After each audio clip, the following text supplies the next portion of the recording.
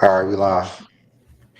Peace and blessings, y'all. Welcome to the GOAT James Kingdom Show with B. Lee and A. Johnny. As y'all know, we go live every Sunday to talk the GOAT conversation in basketball. First off, we would like to say happy holidays to everyone. Peace and blessings to everybody. Hopefully, you guys are having a great holiday. Tomorrow's Christmas for those who celebrate Christmas. For those who celebrate Hanukkah, happy Hanukkah. For those who celebrate Kwanzaa coming up in a couple of days, Merry Kwanzaa. Happy New Year's as well to everyone. So again, from the GOAT James Kingdom Planner, we would like to wish everybody a happy holiday season. Be safe, don't drink and drive.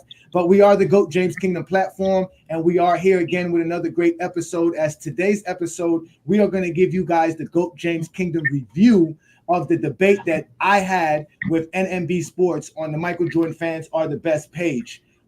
Can we mute John right quick? John, mute yourself. Yeah. Leave it, John. Yeah. So yeah, that's John. You have some background noise, John. But thank you for joining us. As you can see, we have our panel here as normal. We have Travis, King John, Brandon is here. Happy holidays, gentlemen. What's good, folks? What's good, brothers? Everybody. It's all good, man. All right, so we got everybody as well in the comments. Shout out to everybody that's already a GOAT James Kingdom subscriber. If you're not a subscriber, go ahead and hit that subscribe button. Don't be afraid to go ahead and check out our perks and membership at the GOAT James Kingdom platform, as we are going to continue to bring all the great material when it comes to LeBron James, because we do it best. As y'all can see last night, the GOAT was performing. 40-point performance, got them out of their losing streak. So we are talking GOAT James Kingdom today, but we are going to talk about all of the debate that we had with NNB Sports on Michael Jordan fans are the best page. So y'all go ahead and hit those like buttons. Shout out to Twin Man who's in the comments, Chris. We see Politicus Rex is here. Shout out to Rex. Rundown Productions. Phillips in the building. Zero. Shout out to Zero. A Weezy Bang is in here. Y'all, we're going to have a great show. So today's show, we're going to review the debate. If you guys did not get a chance to watch the debate, it is available on our platform, on Michael Jordan's Fans Are the Best platforms, and it's also on NNB Sports platform. It is an hour debate. It was literally just a half an hour, but it was an hour long show. Great debate. We had a lot of fun. So, with no further ado, we'll let Brandon get started with it. Brandon, what did you think of the debate? And how do you think of the backlash of everything? How do you think all that played out? Well, I guess the debate was kind of funny because they usually do the same thing. They discredit whatever LeBron James has done in his career. Everything LeBron James has been discredited. The championships don't matter. The points don't matter. The assists, nothing matters but what Michael Jordan did. And you can't really have a real debate with those diehard Jordan fans because they cannot acknowledge anybody. They don't really want to acknowledge Bill Russell. They don't want to acknowledge Will Chamberlain. Like, it's great to acknowledge what others have done in the game, but sometimes the problem with them is that whatever Jordan did is just the greatest ever, and everything else is just not even close. So that's basically how the debate went. And of course, they smudge things, they tell lies, they do this, they do that, other than sticking with facts. Narratives is the key. Facts is not really something that they use. Stats don't really matter unless it's Jordan versus somebody else. With LeBron, stats do not matter at all, just championships. That's facts. King John, you were there, you witnessed it. What were your thoughts of the debate between us and NNB Sports? Well, first, I want to thank Johnny and Brandon. The way y'all represent Go James Kingdom when y'all out there, period. Y'all represent us to the fullest. And all I ask is when y'all go on other shows, because we got to know what y'all going so y'all can get y'all support in the chat as well. Because we belong in that chat when y'all debating all these different people. That's what we need to do. And I mean, I double down on everything Brandon said. I mean, when you're having a GOAT debate about the history of the NBA, that involves all the players. Every player that's ever played, and that includes Bill Russell. I don't know why every time you have a GOAT debate and it's only talking about championships, and then Bill Russell is brought up, nobody wants to talk. Oh, we ain't talking about him. I thought we were having a GOAT debate. And all you want to do is talk about championships. So I brought up the guy with the most championships. And then it goes off the rails. And I just love it. Like I said, I watched it. I love how patient y'all was. how y'all try to stick to the facts and not the feelings or the narrative part of the conversation, just the facts. So that's my 2 thoughts. Yeah, I appreciate that. Appreciate that. Travis, I know we spoke about this a little bit on Friday. What do you think of the debate? You've been on that side, and you are the Michael Jordan delegate here today. I think you're going to be the lone. You're going to be the lone wolf today. Craig's not going to be here, and we're hoping Ralph shows up. But let's see what happens. And again, we'll open up the link to give you some help if you really need some eventually. but what did you think? What did you think? I mean, it was a great debate all around. I mean, he was a lot more prepared this time than like when he first came on the show, and he was just kind of flailing around. But I think he was a lot more organized. Both of you had really good points to lay out. I thought you definitely did a better job of just like coherently and less like more fluidly presenting your points without having to break or stutter or anything like that. As usual, you did a fantastic job. But it was a really good back and forth. I love their format that they did because that's when you get everyone gets the chance to kind of lay out, their points and put the pieces together. But all in all, great debate. Really showcased, I think, your ability, and it was good to see. I appreciate that. Thank you so much. Thank you so much. Well, we had some fun because you said I was very articulate and I didn't stutter. To be honest with you, after I was done, I thought I stuttered a lot. I'm a very hard critic of myself, but when I got a chance to watch it afterwards, it's different when you're in the field. You don't know what you're doing, but when I watched it afterwards as a viewer, I can hear what you guys said, and I can see what you meant, because there was some times, and we're gonna bring it up. We're gonna actually show his parts. We're gonna let you guys hear his takes. We're gonna pause it. We're gonna break down a lot of the things that he said to show you guys why GOAT James Kingdom exists. Because you guys don't understand how much lies Jordan fans tell. You guys just do not know. But Brandon's going to bring it up. So go ahead, Brandon. I'm sitting back. I'm ready. Shout out to Anthony Davis as well, another GOAT James Kingdom member. To double down on what King John said. King John, we are going to legitimately build a crew of people out here that's going to handle these Michael Jordan fans, because there's enough of them that bully people all over. So we're going to need people like you, Anthony Davis, Zero, everybody who's a GOAT James Kingdom member. We're going to have special shows and special chat lines where we all going to get together. We're gonna shut this down, like you said, because we need to talk basketball, and Michael Jordan fans don't let us talk basketball on top of that. So, all right, Brandon, go ahead, brother. All right, I will largely go over some of the main points I covered in my video, which I'm sure Johnny saw. As usual with this topic, and in my opinion, and in most people's opinion, this is going to be a peak in dominance versus longevity and accumulation argument. Even if my opponents don't agree, I think that's how most people see it. Obviously, if we are going to argue who's better, we want to know who dominated more, who achieved more during their time in the league, and when they were dominating said league. And I think it's no question that Jordan's dominance is far superior to LeBron's, as well as his skill level overall as an overall player and his two-way ability. Whether we use trophies, awards, times leading the league in any statistical or analytical categories, and we can even do top 10 averages, as well as the competition that they played against. And even with about 500 less games played, including playoffs, Jordan still leads in several categories and awards overall, oftentimes the most important ones. But to reiterate my accumulation argument, I want to just bring up a few examples. Jason Kidd has more threes made than Dirk, Pedro, Carmelo, and Durant. He is not a better three-point shooter. Robert Parrish has more points than Wade, Bird, McGrady, and Anthony Davis. He is not a better scorer, shot creator, or shooter than any of those players. Is LeBron James a better rebounder than David Robinson? Absolutely not. And so to reiterate my point, in 11 full healthy seasons with the Bulls, I don't even need his. So right there, we see how he immediately wanted to discredit whatever LeBron James did. Immediately wanted to discredit whatever LeBron James did. He started from the beginning, saying it's funny, but let me keep going. Sophomore year or the Wizards year or anything like that, he has 13 times led the league in any particular category. LeBron James has only twice led the league during his entire 20-year career. But what if we do top 10 finishes and try to help LeBron out? Pause that right quick. Pause it. So, okay, you heard he said Jordan led the league in the categories 13 times. What he's saying is 10 scoring titles and 3 steals titles. So he just reworded what we already know, that Jordan has 10 scoring titles and 3 steals titles, while LeBron only has 2. Right? So that's how he tried to come into the debate. This is how they become disingenuous. They don't tell you the full length of everything. They don't give you the actual facts. They dress it up for you in a way so that we can be confused. He did this a lot throughout the debate. He was stating things that you have to figure out, what is he talking about? He didn't provide no new information is what I'm trying to say. He just worded it differently. But go ahead, Brandon.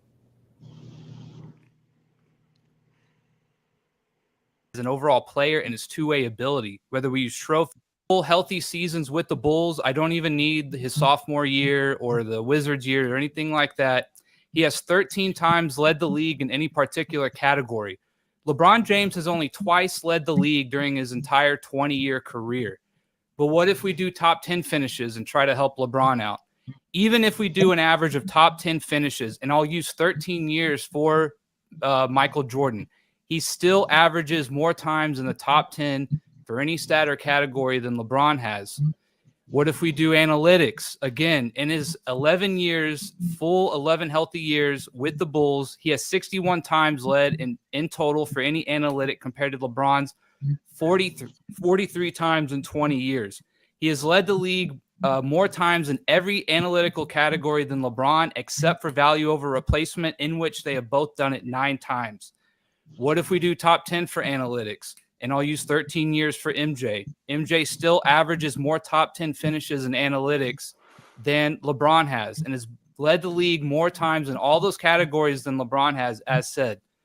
Jordan, in his dominance, had 19 first-team selections in 11 years compared to LeBron's 18 first-team selections in 20 years. What if we use all NBA averages for their careers? We got 5 seconds left. Michael Jordan still averages more all NBA selections overall for his 13 years than LeBron does for his 20. So that was the first round right there. Brandon, I just have one question before you continue. Yeah. Why do we talk about LeBron James' 21-year career, but we only talk about parts of Jordan's career? We don't put his whole career to the test. He played 11 years with the Bills. We ain't gonna count his second year or the Wizard years. Why do people do that? I just had that question. I mean, I think his case is because he said it's about accumulation versus dominance. So he's only talking about Jordan's dominant years. That's what they like to do, and they want to compare that to LeBron's overall career. So when he brought up Jordan having 18 or 19 first teams in 11 years, that's not 11 years. Jordan's first 11 years is 96. Jordan doesn't have 19 first teams after 96. So that's how disingenuous they are, because he wants to exclude. That's what they do. They exclude things. So they're going to exclude 86. They're going to exclude 95 and say, well, and in 11 full seasons, because you heard him say that 11 full seasons, Jordan has 19 first teams compared to LeBron in 20 years only having 18. When it didn't take LeBron 20 years to get 18. It took LeBron 17 years to get 18. You see what I'm trying to say? And then he said by average. What average? There's no average in that. Like everything, they try to do everything by average. There's no average. Did he get it or did not get it? You can't give it to him for a season that he didn't get it in. You understand what I'm trying to say? Like they do that with the VORP, which he's going to get into. So that's his thing. They like to just chop it up to what Jordan did great. And what he didn't do great, we could ignore. But LeBron, we can't ignore LeBron's not great years. We can't ignore 2011. We can't ignore none of LeBron's bad years. We can't ignore LeBron's rookie year. If we really wanted to take LeBron's rookie year out, he's even way better than Jordan efficient wise. But they don't want to do that. That's what his argument is. LeBron is not as dominant as Jordan because Jordan's dominant years is better than LeBron's longevity. That was his argument. At least that's what I got. What about that, Travis? Did you think that? Like we all know Jordan was dominant, when he played. So that's not really a question. Like we really have up to that point, we only seen Wilt, but we haven't seen the winning other than when, Jordan was winning and dominating. So this is stuff we already know. But just to try to discredit what LeBron did, That's kind of weird. Like we know Jordan was dominant, but you're saying that LeBron wasn't, like, because he didn't do this, he didn't do that, and and we want to get to the different era part, but they cannot separate LeBron era from Jordan era.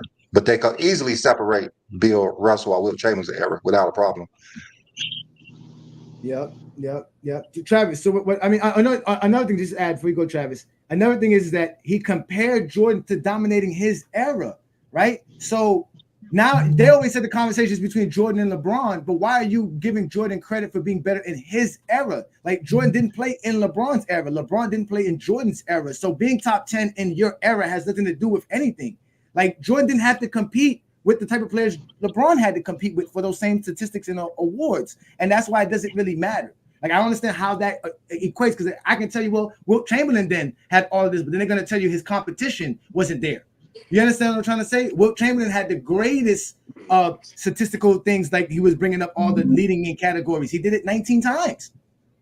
But you're going to say, oh, his era was weak. That's going to be the excuse for why Wilt Chamberlain did. But if we tell you Jordan's era was weak, that's why he was able to get 13 seasonal titles, you're going to say we're just hating on Jordan. You see what I'm saying? But go ahead, Travis. I'm sorry. No, I mean, I think you're right to a degree.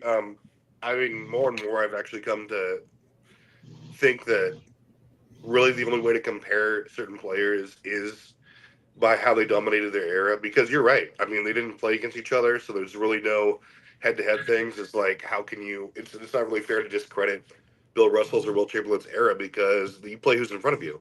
It's not like they have the option to hop into the 2000s and see where they stack up. But I think you're right. Like, you don't want to discredit anything that anyone was doing, and like you really just want to compare it by eras. That's why I don't really, in this case, you really just want to do eras. Again, like you said, it's hard to, especially different players in different positions. It's tough. So I mean, I would have kind of, if I were him, I maybe would have stacked in that instead of trying to say, well, he didn't really dominate his era or this era. You just kind of want to frame it that way because it's all relative. Yeah, the thing is, if we just want to do era by era, what LeBron did in his era, which is the one won more than LeBron, more MVPs, more Finals MVPs, more points, second in assists. I think he's third. No, he's second in defensive rebounds, second in assists. Like LeBron James, if you look what he's done, actually did more in his era than Jordan. And because LeBron has played so long, his numbers look better. So if we want to do the like era thing, it would go more on LeBron's side. But the only thing is LeBron does so many things on the court. He's not just going to just score the ball. Like he does so many things on the court. He's number one in points all time, and number four in assists all time. He's not going to lead the league in points every year because he's doing more than just scoring. He's doing more than just staying in a passing lanes. He has to rebound. He has to block shots. His block rate is high. Like LeBron has to do so much more on the court that he cannot just stick to one thing, which is just playing in the passing lanes or just scoring the ball. We've seen in the playoffs when he just has to score the ball, he's going to get over 35 points a game when he just has to score the ball. We've seen that throughout the time that he played his second stint with Cleveland when he was older, how he was his first stint in Cleveland when he just had to score the ball. He can score the ball at a high rate. His assists would drop, of course, but if LeBron had to score the ball at a high rate, he can. But that's just not who LeBron is. Magic Johnson could have averaged well over 20 points per game. But that's just not the player he was. Larry Bird could have averaged more than 24 points a game. That's just not the player he was. Simple as that. Wilt Chamberlain could have ended his career with almost 40 points per game, but he just didn't want to. So just trying to knock LeBron only for his points per game is which they like to do is kind of, hilarious to me. Yeah. All right, so let's go ahead.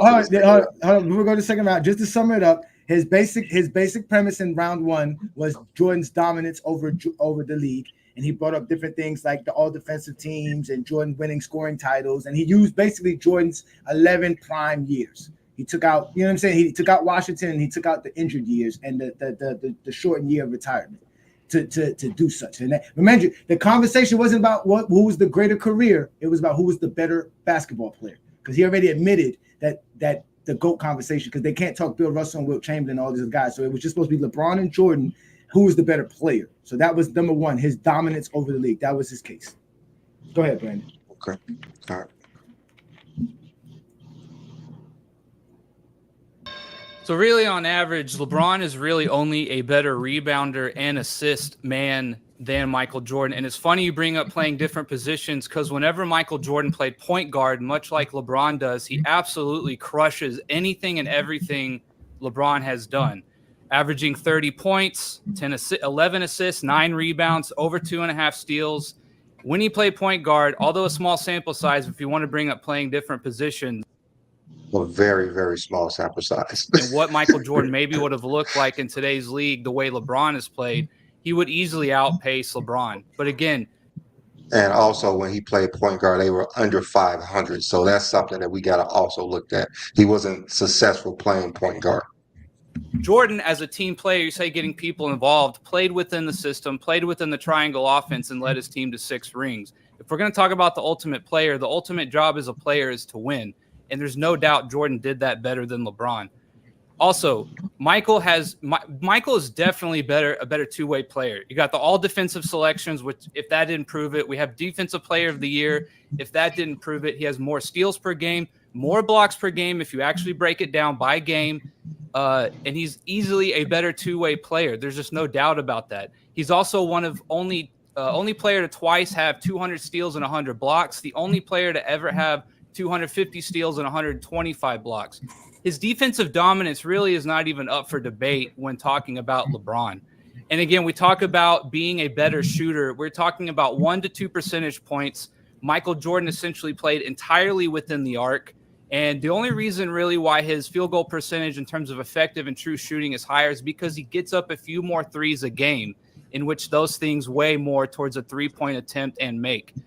But it's funny, if we want to look at overall contribution, we already have this. It's called PER. I know you guys don't like PER, which I'm not surprised at.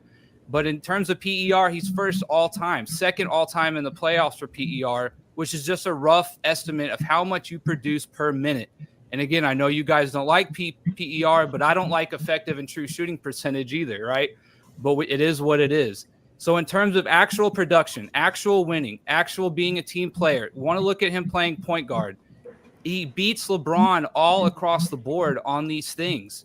He beats him in more categories. He beats him in winning. He has a better all-time season win percentage, playoff percentage. He's gone through harder competition, harder SRS. His finals and regular seasons SRS are way harder than anything LeBron has gone through. And so without question, I don't see how you could say LeBron is a better player.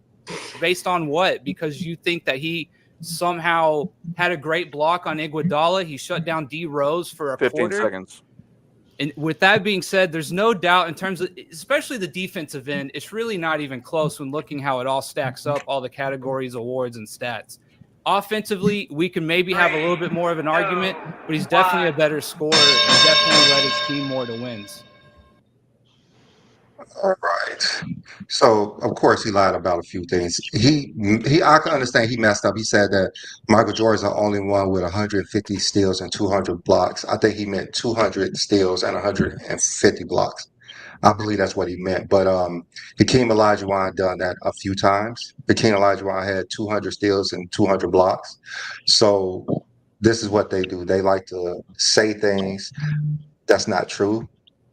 He liked to say things like harder. It was harder. Like that's the narrative base they get. Like they have no clue what was harder.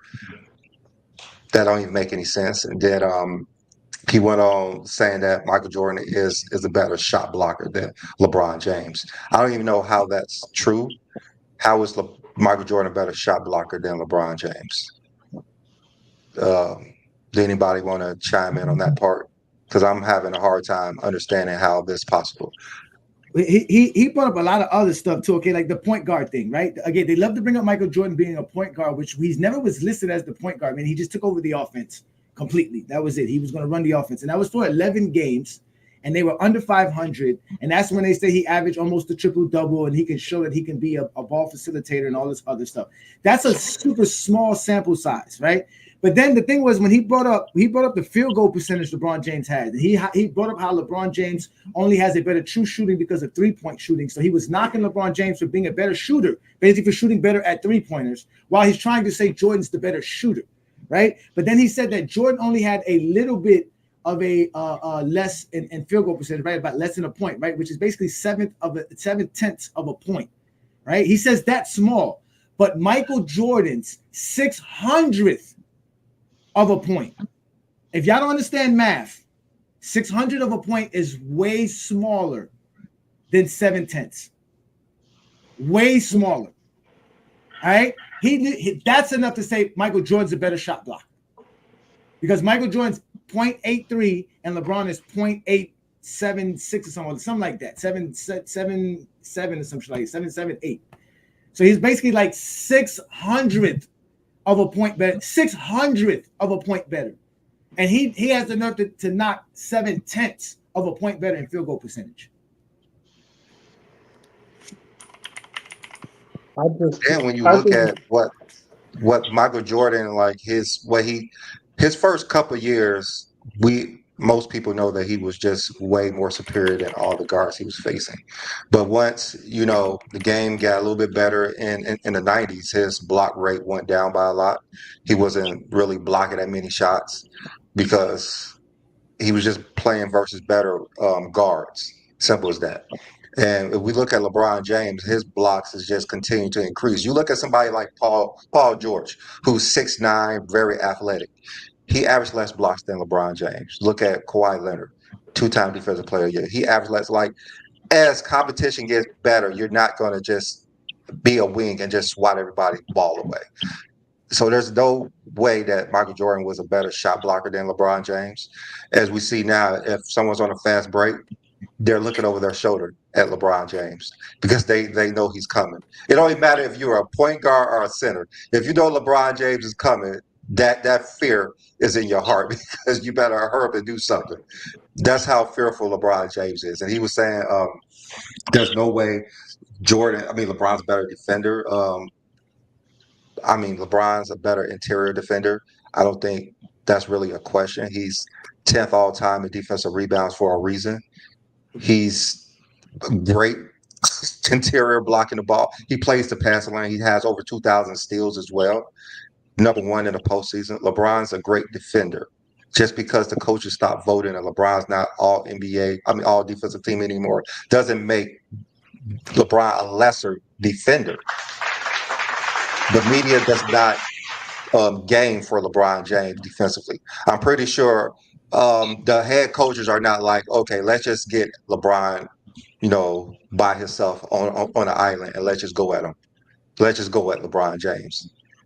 They have tried before, but it didn't work out. Even LeBron James in year 21.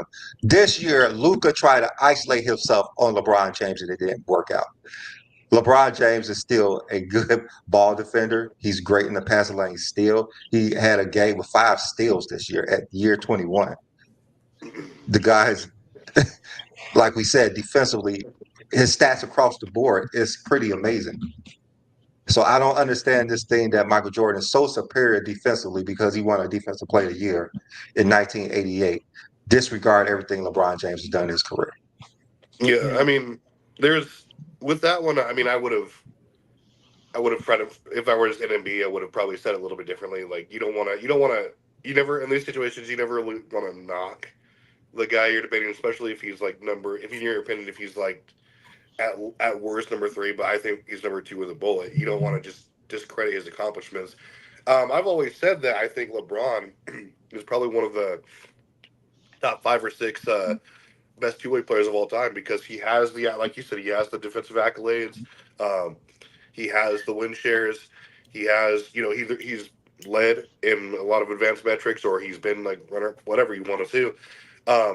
I do think that just based on and this is where I think is when you're comparing, and I had this discussion last night, but when you're comparing different positions, some positions lend themselves to accumulating more stats easier just because of, again, how their positions played. Whereas I do think Mike for his position was a better shot blocker. He's third all time in blocks per game for guards. LeBron's 17th. So I mean that's taking anything away from LeBron because again his peers are more basically inclined to do that. But I think when it's all about context and perspective, just like how rebounds, Mike's third, LeBron's 12th, their positions. It's really just all about what you're looking at. I wouldn't expect a guard, especially while he was, playing wing to be basically out rebound or out block, a forward or somebody who's as athletic as LeBron. But I think that's how I would have said. I wouldn't have just straight up said, "Oh my gosh, he's better." I would have put a little bit more context on it and to see like you said, who are they facing? There's things like that matter in the discussion. I mean, the thing is, they always want to go to what LeBron did in his position. I mean, and Michael Jordan did in his position. Like, how's that even an argument about who's a better player? It isn't. Because it's another thing. This is what they do. Hold on, wait. You said what? LeBron was 17th in blocks, right? Yep. Why you say he's 17th in blocks when there's like 7 guys at 0.8 blocks per game? Because it's just when you you have to round it past the 0.8. It's close, but why do you do that? Why not do a dense ranking system which says if you're all tied, you all have the same ranking position? Why are you adding things that don't count? They all tied at 0.8. When you're literally talking at 0.8 blocks per game, that's top 10 of all small forwards in NBA history. So yeah, it's just like the Will Chamberlain thing. No, it's not like a Will Chamberlain thing. The Will Chamberlain and LeBron is the same thing. They average 30.1 points per game. Now Will's at 30.07. But 30.07 is not the official stat. If they were actually playing for a career competition, then you could do that. But there's no career competition for scoring and points. That's what I'm saying. The averages, it's not a competition. It's 0.8. So Scottie Pippen has 0.8 blocks per game. Larry Bird has 0.8 blocks per game. Some dude named Gilmore has 0.8 blocks per game, or Adrian Gillian or something like that. There's a bunch of small forwards that average 0.8 blocks per game. You want to go to the 100th point to make LeBron less. That's hating. It's not hating. It's just math. That's not math because the math is 0.8. You have to round up. You're not rounding. Why you stop rounding? You have to round up. The NBA doesn't have a because you're going by position. Because you're creating a new ranking system that doesn't exist. It's subjective. You can't go to NBA.com and find out by position who is the best blocks per game player. It doesn't exist. The NBA don't do it by position. You guys are creating. BasketballReference.com. No, it doesn't do it on Basketball Reference either. You got to go to StatMuse to do it. StatMuse will give you by positional ranking, and they don't have an actual ranking number. They just give you the actual, and it says 0.8, and they list everybody with 0.8. And y'all gonna say, oh, there's guys in front of him, but they all have 0.8, and there's a bunch of guys who has 0.9, and a bunch of guys who has like 1 and 1.1. Like you guys are being disingenuous with that argument because Jordan is not top 5 in all those categories as well. When I tell you that, you be like, no, he is, but he's not. But that's the point. You guys are using stats disingenuously. Why are you using a competitive ranking instead of a dense ranking system, which would make all of them who are equal the equal ranking? They don't make no sense. Because somebody actually did the math and figured it out. It just Travis. Well, let me ask Travis a question. So, you're saying that Michael Jordan is third all time in what rebounds for his position? Is that what you said? Game for his position per game. So you said do that make him a better rebounder than LeBron James? Head to head, no, because again, there's a difference in size, position. Okay. But I'm saying, if he's better at his position in getting rebounds than LeBron James is. So does that part boost him above LeBron James? No, I'm just saying it's part of the perspective. It's not somebody that boosts above it. Just saying, okay, well, in perspective, this is what I would call dominating your position at a certain aspect. No, like that alone doesn't do it, but it's just a piece of the puzzle. If you want to talk about the profile of every player, does it help though? It helps. Does it help in the versus battle? So, are you saying Michael Jordan's a better? Like, would you put Michael Jordan above Dwight Howard? Because Dwight Howard's not third in his position as a rebounder, and he's a lot better rebounder than Michael Jordan. So again, this is when you say it's about position. You can't compare a guard to a center when it's rebound. Just like I would never say Steve Nash versus Bill Russell in assists. Like you can't really do that. So why do we do that? Why we do that for points per game and steals per game? Yeah, why we do that way Because then? some stats aren't really that dependent on your position. Steals per game, or not steals per game, but assists per game, they can be led by anyone. You see Jokic. No. LeBron and Larry Bird are the only non-guards that lead in assists per game in top 50 in NBA history. That's facts. That's a guard stat. Steals is a guard stat. Okay. Why is LeBron held for not being able to steal the ball as well as Jordan? Although he has over 2,000 steals for his career, he has over 1.5 steals for his career. That's what he averages, 1.5 steals per game. Why is he being knocked? Because Jordan's a guard who should have more steals and actually have more points because he's a shooting guard. You're not being knocked. I mean, I'm not, like I said, NNB may knock him, but when you talk to people who are just objective, it's not a knock. I think for his position, it's great. But like I said, some positions, again, stats are just, they're way easier to keep. Like, okay, when I say who's the better passer, Jerry West or Draymond Green, what would you say? Well, I would always go down to the actual to the amount of assists you were able to who has the most assists. Jerry West has 7.1. Draymond Green has 5. I don't go by the average because who has the more assists for their careers? Obviously, Jerry West does. Okay, so Jerry West is the better passer. Okay, I disagree. Draymond Green is number 1 in power forwards all-time assist average, and Jerry West is 28th for point guards, and he initiates 88% of his team's offense, while Draymond Green does it 71%. But Draymond Green still has better on average, when you're going to talk when he's on the floor, he's the better passer than Jerry West. Accumulations don't matter. So Jerry West's assist title don't matter? He's what? His assist title don't matter? His assists matter, but I mean, he has an assist title. He has an assist title. So Draymond doesn't have one. You would say he's better just because he has more overall. No, I mean he has more assists. He has an assist title. Draymond Green doesn't have that. Draymond Green averaged more than 7 assists per game for his career. No, so I'm saying at his position, Draymond Green is the best at passing and getting assists. Jerry West isn't even. He's barely top 30. But that's what it said. That doesn't make. That's about perspective. No, it's not perspective. That perspective is horrible. Draymond Green cannot be a better passer than somebody because at his position, because his position was not good at passing. You're comparing Draymond Green. That's what another thing that was crazy. It's just like comparing the eras. Because Draymond Green could dominate in passing and power forward does not make him better than the guy who played in his position as a point guard. Like we can't give Jordan credit for. You can't credit Jordan for winning a scoring title versus a bunch of guys who can't score 30 points per game, while LeBron is playing against a bunch of guys who can score 30 points per game. I mean, a bunch of guys is doing it, but listen. Yes, so Jerry West. The point is, Jerry West, again, for his position, was just okay. Even though, and again, he's getting more assists because he's handling the ball a lot more. He's initiating a lot more. It's just cumulative that way. He's not necessarily good at it. Draymond Green is good at it. That's what I'm saying. He's a better passer, and for his sample size, he gets more assists and everything than Jerry West. That's why he's a better overall passer and initiator than Jerry West was. He does it better with lower volume. So he's number 1. That's like I say. You can say Bill Russell again is, like I said, I wouldn't say he's a better or he's the worst passer in the Steve Nash because he has fewer assists. Let me ask a question. Who's number 1 in small forwards in assists per game? Small forwards assists per game, I believe that was LeBron James. Small forwards, it's LeBron James. So that means LeBron James. Is that LeBron? So is he a better passer than John Stockton? Because he's number 2 with point guards in his position per game. I would say it's close, but I'd have to give it to LeBron as far as in your position.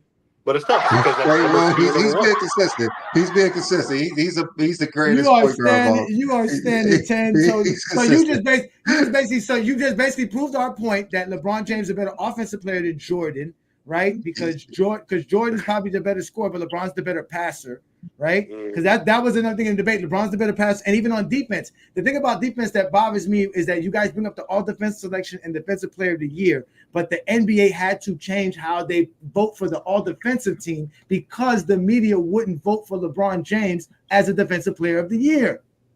So LeBron James, that's what happened because 2 years in a row, LeBron James was voted number 1 by the coaches as far as defensive for his position, right? And he was number 1 total in 2012 as far as number 1 total votes in first place by the coaches. But those same 2 seasons, two players that didn't make the all-defensive first team by the coaches won Defensive Player of the Year. And in fact, Marc Gasol wasn't even top 3 in center votes in all defensive selections in 2013 and still got the Defensive Player of the Year. So that's why LeBron doesn't have more than 6 all-defensive teams and he has no Defensive Player of the Year, because the media refuses to see LeBron James as a defender the same way Michael Jordan fans say that LeBron James is not a great defender. Sure, but Marc Gasol also beat him in blocks, box plus minus, and defensive win shares that entire season, and he was number 1 in those categories. None of those categories are used. Marc Gasol wasn't even top 10 in blocks for centers. Thank you. So he wasn't even. But he beat LeBron in that. That's the thing. He averaged less steals, less rebounds. Like, he wasn't even close to LeBron. He played on a great team. He wasn't even the second best defender, first or second best defender on his team. The same metrics should have gave it to LeBron in 2012. That's what you guys keep failing. The same metrics you're trying to give it to Marc Gasol in 2013, LeBron should have gotten over Chandler in 2012, and he was voted by the coaches both seasons as the number 1 defender in the league. The coaches said they had to change it. They said after 2013, they said the coaches, you're no longer allowed to vote for this. We're just going to let the media vote for the all-defensive team and the Defensive Player of the Year award. And that's when LeBron James no longer got a first team. He got one more second team, and he never made the all-defensive team ever again. And he still got voted top 5 in Defensive Player of the Year. And it's because of the media. Because the media is not going to let LeBron get Defensive Player of the Year. Simple as that. It's just that simple. So I don't think that LeBron ever deserved Defensive Player of the Year. He was up there, but I think the numbers bear it out. And he's top 5. He's top 5 in first teams. He's top 5 in all defensive first teams in NBA history. And he did that within the first 10 years of his NBA career. Okay? So he didn't need longevity to do it. You understand what I'm trying to say? Mm-hmm. So this idea that LeBron's not a two-way player like Jordan is preposterous. And we already proved that LeBron's the better offensive player and the better defensive player. And that's I don't think he's a better defensive player. But. He's better. And listen, if 200 steals and 100 blocks matter, then 2,000 steals and 1,000 blocks should matter. That's what LeBron has. Only he, Hakeem Olajuwon, and Karl Malone have those numbers. That's facts. All right, let's go ahead and move on. Let's move on. We moved on. Part. Yeah. Travis came prepared today. I know. Travis. So again, this is why I knew my opponents wouldn't agree, but that's fine. I'm mainly talking to the people. Accumulation is really their entire argument. And it's funny they bring up value over replacement as well as win shares because they are accumulative. Win shares per 48, we all know who wins. Michael Jordan has the best win shares per 48 all time. LeBron James is 8th all time. What about their best season? Michael Jordan has 7 of the top 50 win shares per 48, 4 in the top 25. He is number 1 all time in the playoffs per 48. You look at value over replacement. Michael Jordan has 7 of the top 15 value over replacement seasons in the history of the NBA. And again, so the other thing was he wanted to talk about we can even look at his own competition list. I wanted to bring this up. Oh, yeah, blocks per game. Jordan is better blocks per game when you do it. When you actually break it down by game, he has over 0.8. LeBron has under 0.8. The thing is that they just round it up, so the 0.8 is all you see. If you actually do the math, Michael Jordan actually has more blocks per game for his career and playoffs combined. Also, you looked at your competition tree, right? And what you don't seem to ever bring up is that LeBron has played 55% more playoff series than Michael Jordan. Again, even in the 53 series compared to Michael Jordan's 37, I think I brought this up. 73% of the time he plays over 50-win teams. 53% of the time LeBron has played a 50-win team. He is cakewalking his way in the Eastern Conference to the finals, which also, if you look up any average SRS score, it would tell you this. But on average, Michael Jordan played more All-Stars, more defensive selections, more Sixth Man of the Year, more MVPs, more runner-up MVPs. All of this is a tougher competition, and Michael Jordan still won more, did more, produced more, and led more than LeBron has in any of these categories for any year or on average. Rebounds and assists is about all you've got. Again, other people do not really care about accumulation, especially when we're looking at 11 to 13-year career. Again, longevity is impressive. That's nice. And one thing I also found funny is that you said Jordan wasn't there for his team. Neither is LeBron when he's team hopping, trying to join up with 2 other all-stars so he can ring chase Jordan trying to get to 6. LeBron is only on your team for as long as he's happy. And as long as he gets his way and a decision is made by him, then sure, he's on your team.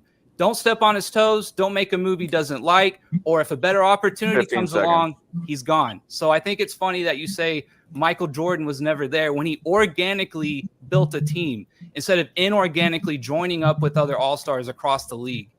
LeBron is not there for his team any more than Jordan wasn't.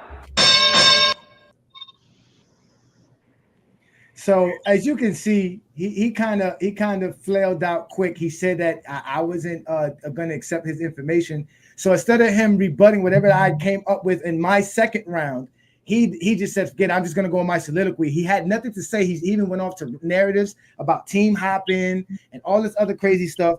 But he brought up a bunch of things that were just not true. They love to bring up the accumulation argument. Again, even in 15 seasons, LeBron James trumps Michael Jordan in plenty categories, and he trumps him in all overall categories in general. They don't want to accept it. They really do not want to accept it. They really want to cut LeBron James' career down and exclude careers. If I'm the exposer, they are the excluders. They love to just exclude shit. They just exclude shit left and right. I mean, it's hilarious. There's so many things he said wrong, and it's even like the 50-win team conversation. He wants to give Jordan credit for being an 8th seed and playing a 60-win team. He wants to give Jordan credit for beating 50-win teams when Jordan had 60-win teams. Like, that's what he wants to give Jordan credit for. Again, LeBron beat more teams that had a better record than his team than Jordan's team. So that shows you how much more competition LeBron had, because he faced a lot more teams that were better than LeBron's teams, than his own team. That's what people don't want to get. So he just lied about a bunch of things. And I'm going to get to the competition thing. When he talked about the competition, the averages, he kept talking about the averages. He lost steam. He couldn't understand the averages. The blocks per game, again, he said they just rounded up. There's a reason why the NBA says we want to go by the 10th place. Who are you guys to say the 10th place doesn't matter over the 100th place? Who are you guys to say that? Answer that question, Travis, because you're the Jordan fan. Why do you get to say the NBA doesn't get to round up? I mean, it's not my place to say they don't get you. I just think it's a little bit disingenuous. I mean, if you're just going to round up, then I mean, you got to do that for every stat, right? Then in that case, is LeBron number 1 in assists? There's a ton of players that are no. Why is the NBA being disingenuous by rounding to the 10th place on their stats? Because I think it takes away from actual true. Because you're not going to have, very rarely do you have players that just blow other players out of the water with specific stats. And like they can end up being pretty close. I don't think that's something that you see every single time. And no, Travis, my question is, why is it better for the NBA to say it's 30.112 and 30.07 than it's not to just say 30.1? Why do they have to include the 100th place in their stats? Why should they include it? There's no stat that they do it in. None at all. It's more accurate that way. How is it more accurate? How are you determining what's more accurate to the NBA? So you're saying that if somebody statistically has a higher percentage of stat, even if it's for a couple of decimal places, then you're saying that doesn't actually count because it should just be ignored and rounded up. No, I'm saying it doesn't count because the NBA rounds it up to a certain number and tells you this is the number that counts. Yeah, exactly. They tell you our official stat goes to the 10th place. We don't recognize the numbers afterwards. The NBA is telling you they don't recognize the 100th place. Well, so I mean that's not my call. So I mean, if they do it, then that's something we have to respect. But I mean, I just think that when you're talking about players who have very identical stats or very close stats, and you're talking about you want to be a little bit more accurate, I think that would be a better way to do it. But again, it's not my call, so we have to just go by what they do. But that's what they decided. That's why they did the 10th place. That's why they didn't make it a whole number, because they're not going to just say you average 27 points per game. It's 27.2. So if you average 27.3, it's higher. 27. That's the fraction that you want to have. They gave you the 10th place for that. You're mad because that's not enough. Why every time Jordan is not enough, you want to add extra? I didn't say it's not enough. I'm just saying I think it's a better way of doing it. So it's 0.8 blocks per game, right? Yeah.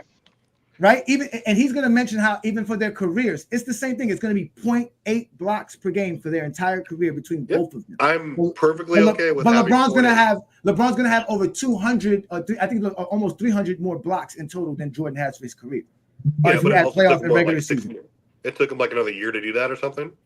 Doesn't matter Right. how many years it takes him to do that. LeBron has to do everything on the basketball court. He's not just sitting around blocking shots for 6'3" guys. Because like I think Jordan's blocking a bunch of 6'3" guys shots. LeBron's playing in an era where they're shooting 3-pointers more, where it's harder to block the shots. There's not too many guys going to the rim, and there's a lot of guys shooting jumpers. It's hard to block somebody's jumper. It's not the To same be as fair, that Jordan. didn't start till 13 years into LeBron's career, but okay. Well, no, I mean they've been shooting 3-pointers since 2012, 2013 in the NBA. Sure, but not at the same rate. I'm just saying it's been going up since then, and it's super high since then. They've been shooting like that's 10 years of LeBron. Remember, we're in 2023, folks. It's about to be 2024 in a week. So Travis, I have a question. Why is Kobe Bryant blocked so low since he's the same size as Jordan? He averaged, I think, like Whoa. 0.4 a game. Oh, sorry, guys. Your mic's just like zagged out there for a second. And he said, why is Kobe Bryant's blocks per game so low since he's 6'6" like Michael Jordan? I mean, that's just, I mean, in my opinion, it's just kind of like that wasn't really Kobe's game or his bag. I mean, he was good. He was good on go ball ahead and say defender. it. You can go ahead and say it. We all know why. He was a good on ball defender, but I think he was, if anything, he was a little bit It's overrated hard, defensively. But no, then again, it's a lot harder to block players like Vince Carter, Tracy McGrady than Craig Elo and Danny Ainge. It's the truth. That's why. Percy That's Hawkins, why. Brian Scott. Like he had played against a bunch of guys that are not John Starks.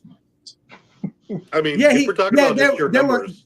Yeah, I mean, again, there were the Clyde Drexlers, there were the Reggie Millers, but we don't see Michael Jordan blocking Reggie Miller shots. We see Jordan and a lot of Jordan really guarding Reggie Miller. He ran around screens. Jordan didn't have time to guard him. He told Jordan, Ron Harper and Pippen guard him. And Jordan blocked a lot of shots as a block helper, coming from behind on offenses, knowing that a that's guy. the argument that I never really say, because if you wanted to by sheer numbers, point or shooting guards and small forwards actually scored more in Jordan's era, which was 85 to 2003, than they do now, which was from 03 to current day at 11.4 to 10.7. So you're talking about sheer production. Jordan was facing slightly more production on both sides of the ball, or from shooting guards and small forwards, than LeBron does. Now, if we want to talk about why that is, I think there's a little more production coming off the bench. They spread the ball around a little bit more. But LeBron, we can't just talk about I wouldn't say that LeBron or Mike was going up against Mitch Richmond 82 games a year. LeBron's not facing Kevin Durant. They're both facing bottom tier players at their position they're trying to guard. Does LeBron face better competition 3, 4, 5 times a year at his position? Sure, 100%. Durant better than any small forward Mike ever faced, and shooting guard for that matter.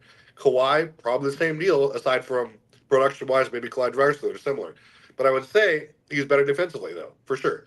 But I'm saying that's a very disingenuous thing to say they face better positions at their play, because they're playing bottom of the barrel. Like, very few times you're going to get the small forward, the main guy on every single team. It just doesn't happen that way. Yeah, but So that's kind of ridiculous. So, would you say Kobe Bryant's a better defender than LeBron James? Because he do have 13 all defensive teams and 9 first team defensives.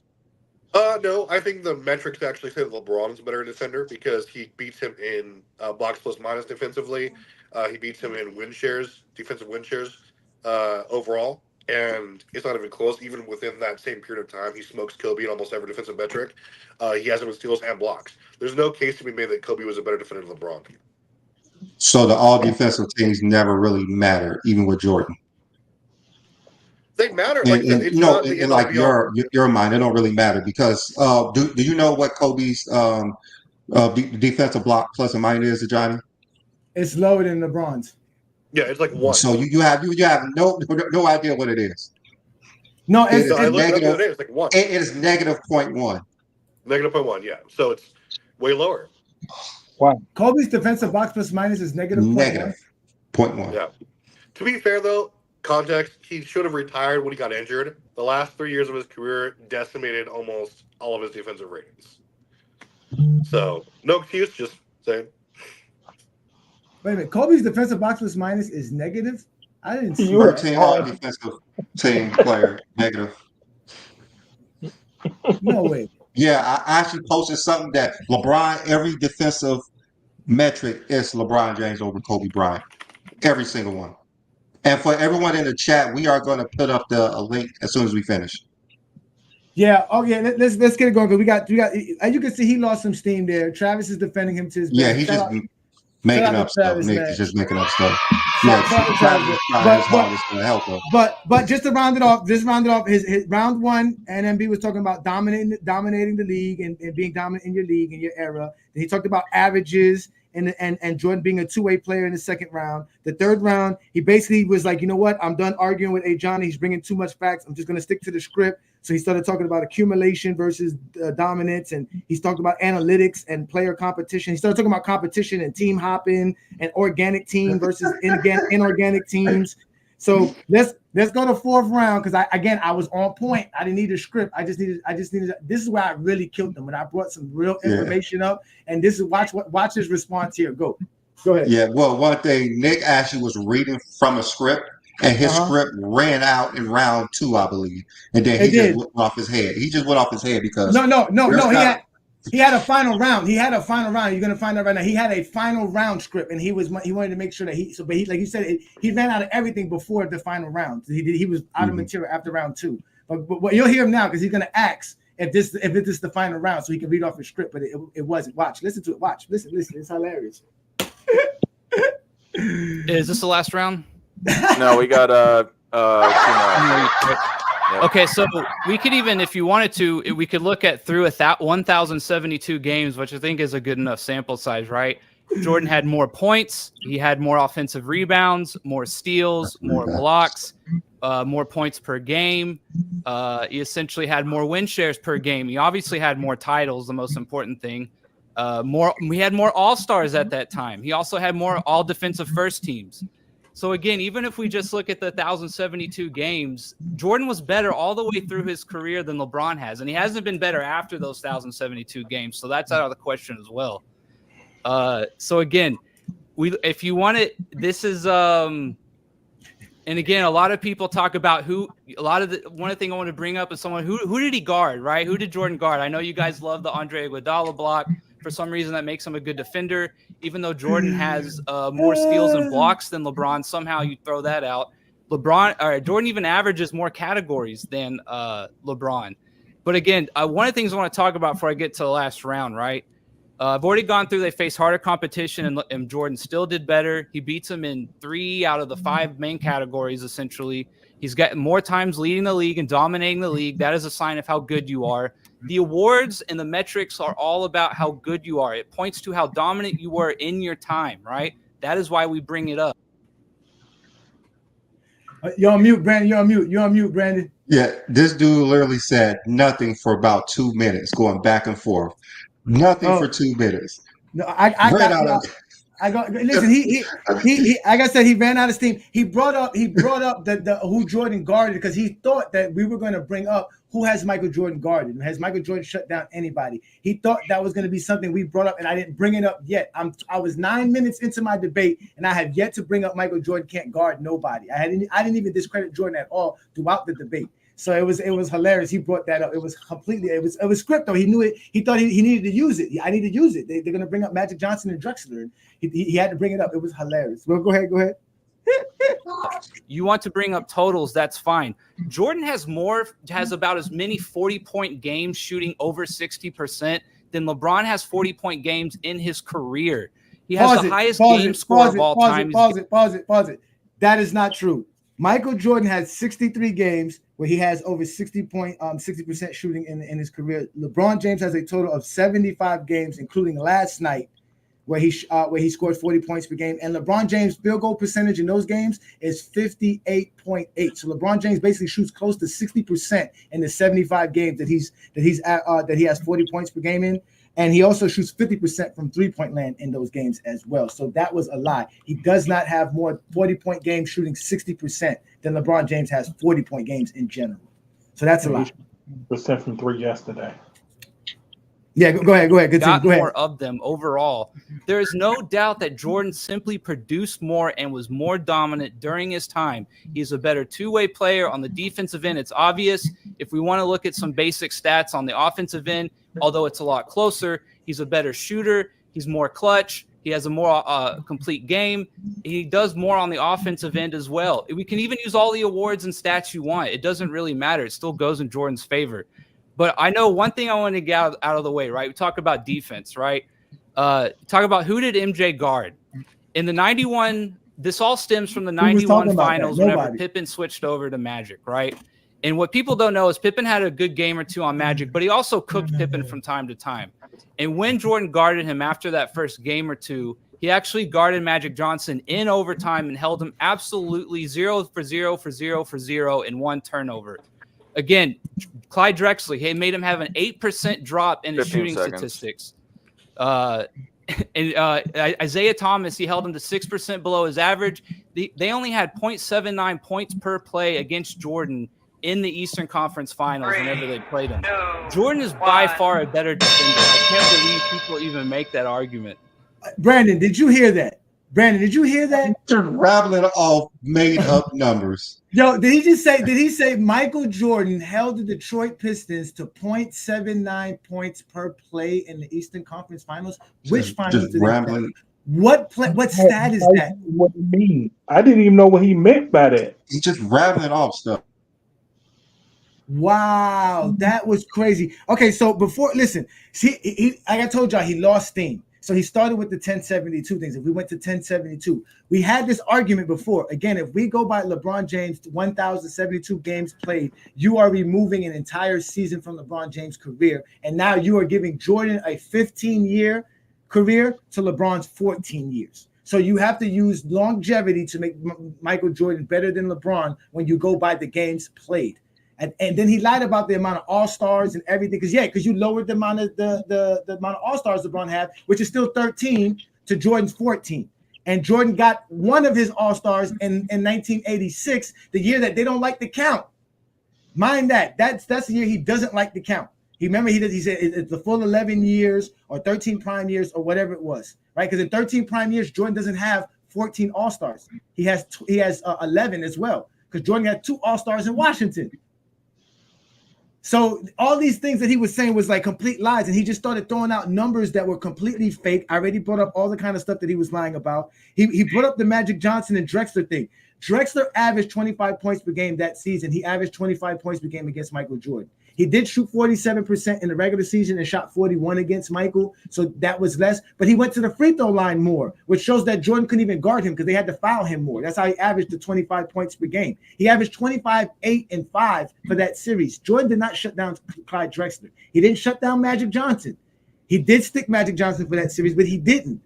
Like all these things, he gave Jordan credit for his teammates and what all the things that Jordan team did, not what Jordan did. And again, we already proved that Jordan doesn't have the better career. So he was supposed to prove that Jordan was the better player. He didn't do that because he kept giving Jordan credit for what the team did. How did Jordan shut down the Detroit Pistons? Jordan was playing 1-on-5 on defense? Yeah. I think you said Isaiah Thomas. I could be wrong.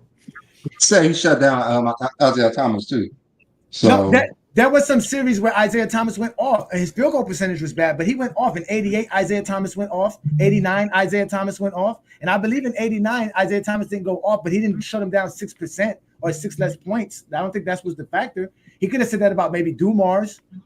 I think Dumars had a bad series in one of those series, but they don't know because they don't know Michael Jordan's number. They're just rambling a bunch of stuff because he's just making up numbers. Yeah, he was just making up the game score, the number one game score Jordan had. That's just one game. So because Jordan had one of the greatest games of all time, that makes it better than LeBron. Like, how does that factor in? Like, you see what I'm trying to say? But the 100-point game supposedly doesn't count. That was never. And you recorded. see all the stuff he's just making up and saying, and they really believe that he made the best case ever. Why Michael Jordan's the GOAT?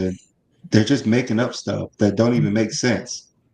They had to because he was going up against the exposer. It was like, please, Nick, please get the exposer. Nick, please get him.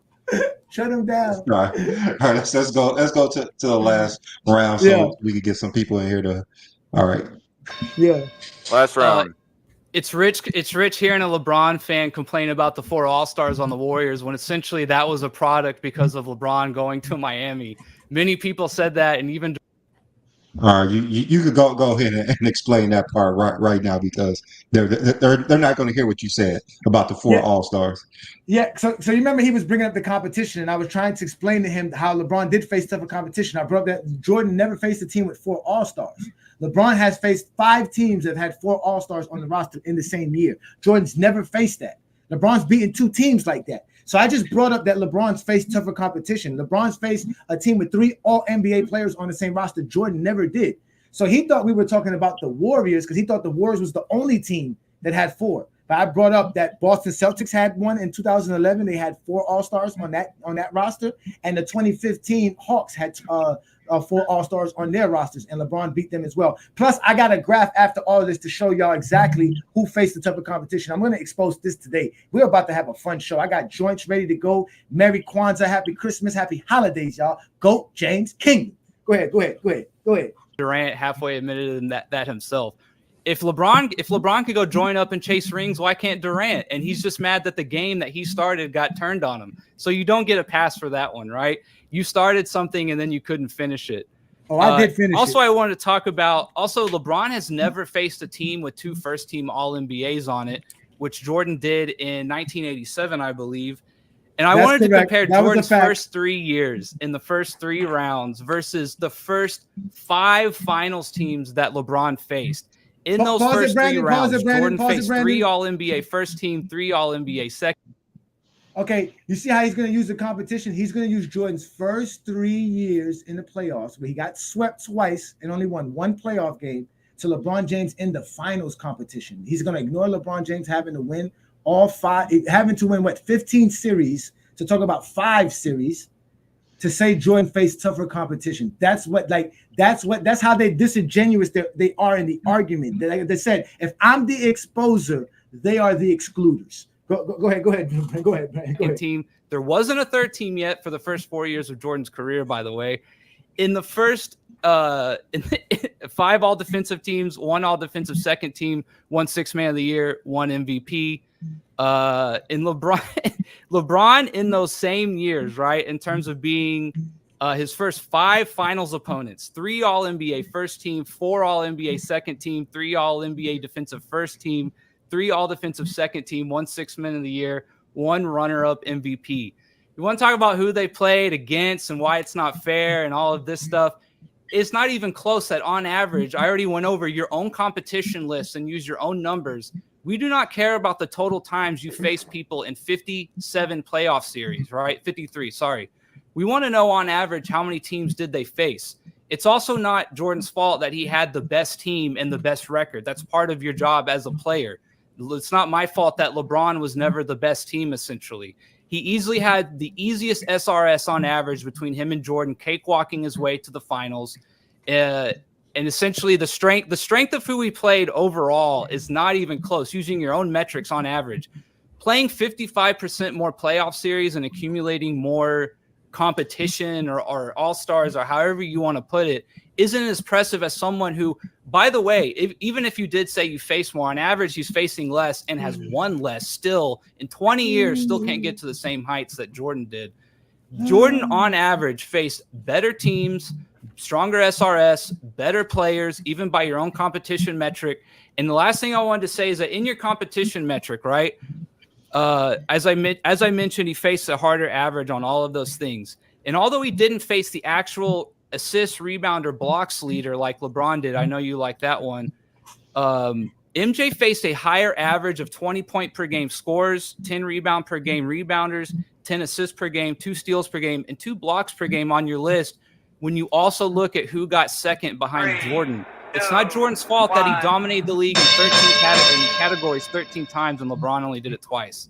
You know what? I'm gonna give an applause for that one, because that one there, that was his. Listen, y'all, that was his final shot. That was the last move. That was his. What's it called? The Karate Kid his move like opus. this. Yeah, that was his last. That was it. He thought he had me on that one. He literally thought he had me on that one. I killed him on that one. Brandon, you got something to say before I expose this? No, you go ahead and go. Listen, he brought up the whole. This is the craziest thing about Jordan fans. he brought up the whole competition thing, and I already explained to him how we're talking about competition and what the team did doesn't make you the better basketball player. None of that makes you the better basketball player. But he brought about the averages. It's the same thing with the VORP. Jordan has 7 years where his VORP is dominant. But the other 8 years that Jordan played, they're very mediocre, if not very weak, right? So his overall VORP for his 15 seasons, even though it's great because of those 7 seasons, it's not as great as LeBron's because LeBron James doesn't just have 7 dominant seasons. He has 15 dominant seasons in VORP, right? So he said about the average competition. How are you going to give a team that has no all-stars, all-stars? So if LeBron James faced 4 all-stars during a playoff run, but 3 of those teams had no all-stars, am I going to say LeBron James faced 1 all-star per team? No, he faced a team with 4 all-stars and 3 teams with 0 all-stars. So you can't give a team all-stars that don't have all-stars. So going by average, they love to do the average, make up stats. You're making things up. It's about who you played. So if we want to go with the all-star situation, let's just start there first, right? Jordan played a team that had 3 all-stars or more 5 times. So that means 14% of the series that Jordan played in his career had 3 all-stars in them. LeBron faced a team that had 3 all-stars 4 times. So Jordan has him there because that's only 7%. But again, LeBron James has 5 series where he faced a team with 4 all-stars on it. Jordan didn't face no teams like that. So if we're going to use the all-star selections, LeBron James is on top of that, right? Then if we go to the teams that had no all-star selections, right? Jordan faced 2 teams that had no all-star selections. LeBron faced 5 teams that had no all-star selections. So as far as the all-star goes, by average, LeBron James faced less teams with all-stars on them. More teams that didn't have all-stars on, or less teams that had all-stars on them than Jordan. But he wanted to talk about the All-NBA. Jordan faced 7 teams that had 2 All-NBAs. That's 19% of his career. LeBron faced 10 teams with that. That's 19% of LeBron James' playoff series. So they're equal there. 2 all-defensive teams, which I agreed to him in the debate that's the only thing that Jordan had. 8 of the teams Jordan faced had 2 all-defensive selected players on the roster. That is 22% of Jordan's playoff series. LeBron's had 7 teams at that such, but that's only 13% of his playoff series. But Jordan never faced a team that had 3 all-NBA players on the roster. LeBron did twice. Okay, Jordan never faced a team that had 3 all-defensive players on the roster. LeBron did once. All right. If you want to go to the what's it called? This is the kicker.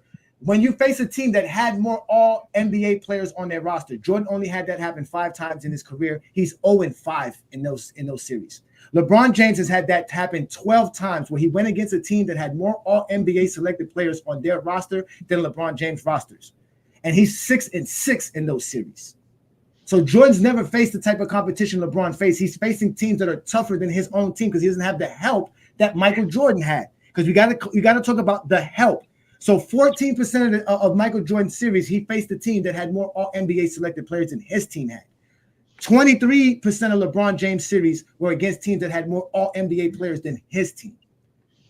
So all this thing that he wants to talk about, and this is the real kicker, Michael Jordan faced 8 teams that did not have All-NBA selected players or All-Defensive selected players on their roster. He is 7-1 in those series. He lost 1 of those series. LeBron James has 9 series under those same categories and is undefeated in those series. So Jordan lost to a team that had no All-NBA player, no All-Defensive player on their roster. That never happened to LeBron. So when he said even LeBron facing less competition and lost less, that's a false.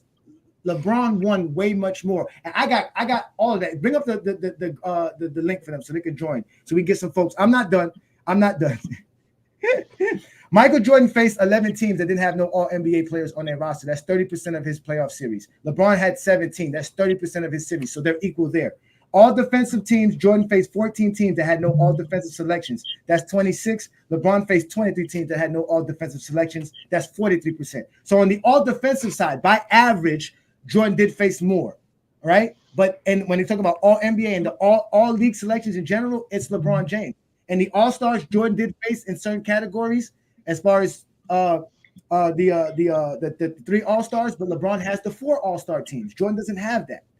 So all of that was just straight lies. And then he brought up the 20 point per game scores. 36 20 point per game scores Jordan faced.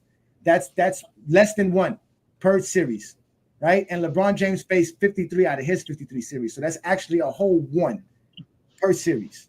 So there's a lot of things that he brought up that were just lies, and he was trying to use my metrics, which I will bring up shortly. So the link will come up, and if y'all want to talk about that, I got the graph to prove everything that I'm saying, because he went to my video and our video to try to prove me wrong, and he just got exposed again. Completely lied about all of that stuff, and he didn't do none of the research on his own.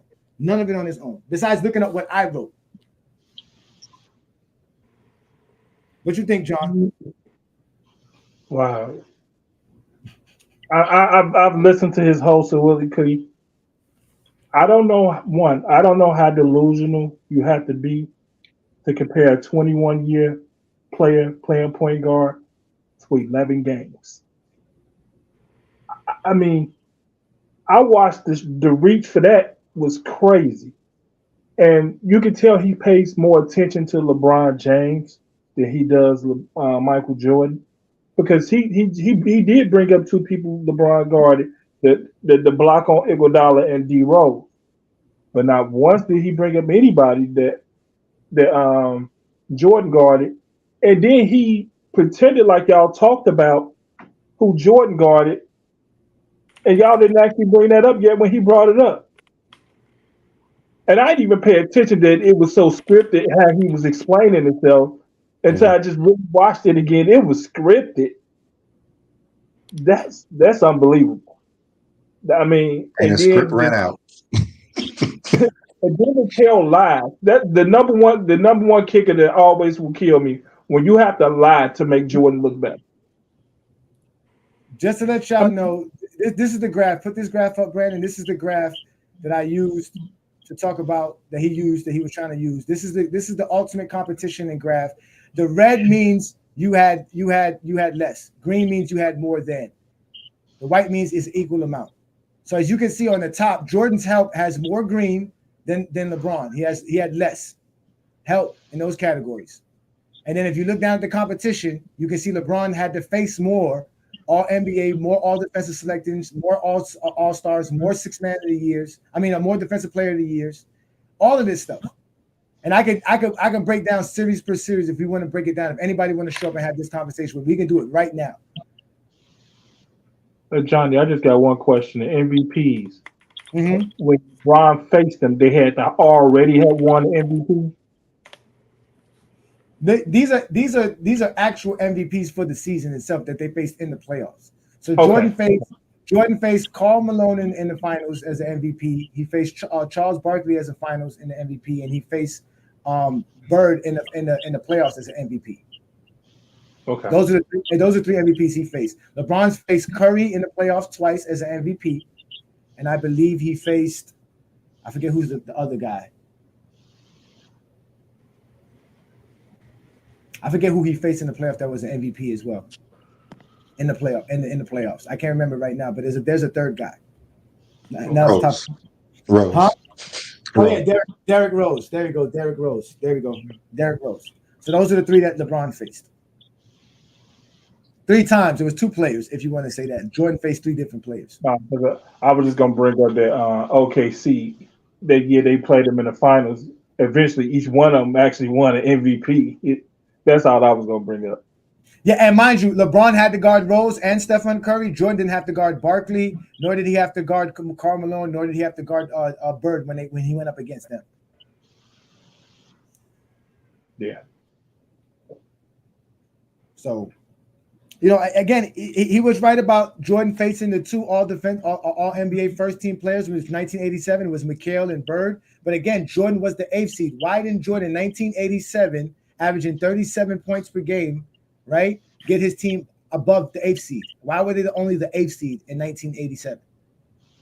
Can any Jordan fan bring that up? No. And answer that question. They'll tell you he had no help, but then try to discredit Scottie Pippen at the same time. Help? I thought Jordan wins doesn't matter what, right? That's what I heard. I heard that he wins with less. That's the story they'll try to tell you. Because when we say LeBron James took his team to the playoffs and the finals, right? I can bring up this graph right here for you, right? If we bring up what LeBron James did in the playoffs, okay, for those playoff runs that they like to discredit LeBron James for and what the kind of help that he had. Bring this one up, Brandon, please. If we look at it, right, in 2007, he faced a team that had 2 All-Stars, 1 All-NBA player, and 1 20-point per game player. But we'll take that away because that was Gilbert Arenas, who didn't play in that series, right? Then he faced against New Jersey, who had an All-Star and an All-Defensive player and 1 20-point per game player, which was Vince Carter. But then he goes up against Detroit, who had 2 All-Stars, 1 All-NBA player, and 1 All-Defensive player. And then he faces San Antonio. So either way, LeBron James' team was not as good as any one of these teams. Jordan couldn't even win enough games. LeBron won, I think, 50 games in 07. So it's not LeBron James' fault that he's playing a team that won 41 games in the first round, a team that won 41 games in the second round, because he's the 3rd seed and Jordan wasn't in his 3rd NBA season or 4th NBA season. And even when go ahead. So he get punished for being better. Oh yeah, but then we can't do this, right? But we can't do this, right? But we can't say Jordan in his 4th NBA season, when he does win 50 games and faces a team like the Detroit Pistons and the Cleveland Cavaliers, and he chokes. But bring this one up, Brandon, please. Right here, 1988, Michael Jordan went up against a team that had 1 All-Star in the Cleveland Cavaliers, 1 20-point per game scorer, 1 2-block per game player. He blew them out. He averaged 45 points per game. He goes up against the next team, the Detroit Pistons. They had 1 All-Star, 1 20-point per game scorer, and 1 10 rebound per game player, and got beat 4-1 and choked in that series. This is the year that Michael Jordan, they said, had the incredible year. He was Defensive Player of the Year. He was League MVP, All-NBA, All-Defensive First Team. He was scoring champ and steals champ in 1988. So why couldn't Jordan get past this team like LeBron did to get to the finals, or at least face and get his rematch against Bird in '88? Why he lose against Detroit? Versus a very small backcourt. They're gonna bring up 4 Hall of Famers. They're gonna bring up, he had Dantley. It was him, Dantley. It was Isaiah Thomas, Dantley, Joe Dumars, and Rodman. And mind you, Joe Dumars was in his 3rd NBA season, and this was Rodman's 2nd NBA season. They're not all NBA players. They're not all defensive players. They're not all stars. They're not putting up any big numbers of any kind. Dennis Rodman's coming off the bench. Yeah, I was just about Rodman wasn't even starting. Exactly. So LeBron James has to go through Jason Kidd, Vince Carter, Antoine Jameson, Caron Butler, Chauncey Billups, Richard Hamilton. Then he faces Tim Duncan, Bruce Bowens, Tony Parker. So who faced tougher competition and was actually winning at least? You're gonna tell me Cleveland was better with Craig Elo, Ron Harper, and what was it, Mark Price in them? No. I mean, complete teams. I see we have somebody in backstage who want to ask a question. So let me go ahead and bring them in. Good morning, fellas. All right, Merry this is Christmas Eve. Hello, All right, happy same to you. holidays. Peace. I've been arguing with you guys for a little while. I know you know me. You've been trying. You've been trying. But go. Yeah, but what question you got? Where do we know you at? Where do we know you from? Facebook. Just the web Facebook. Jesse Finley. Finley. Jesse Finley, Sure. Welcome to the show. Yay, y'all. Facebook troll from the beginning. Go ahead. What's your question, sir? It's not a question, really. I mean, it is.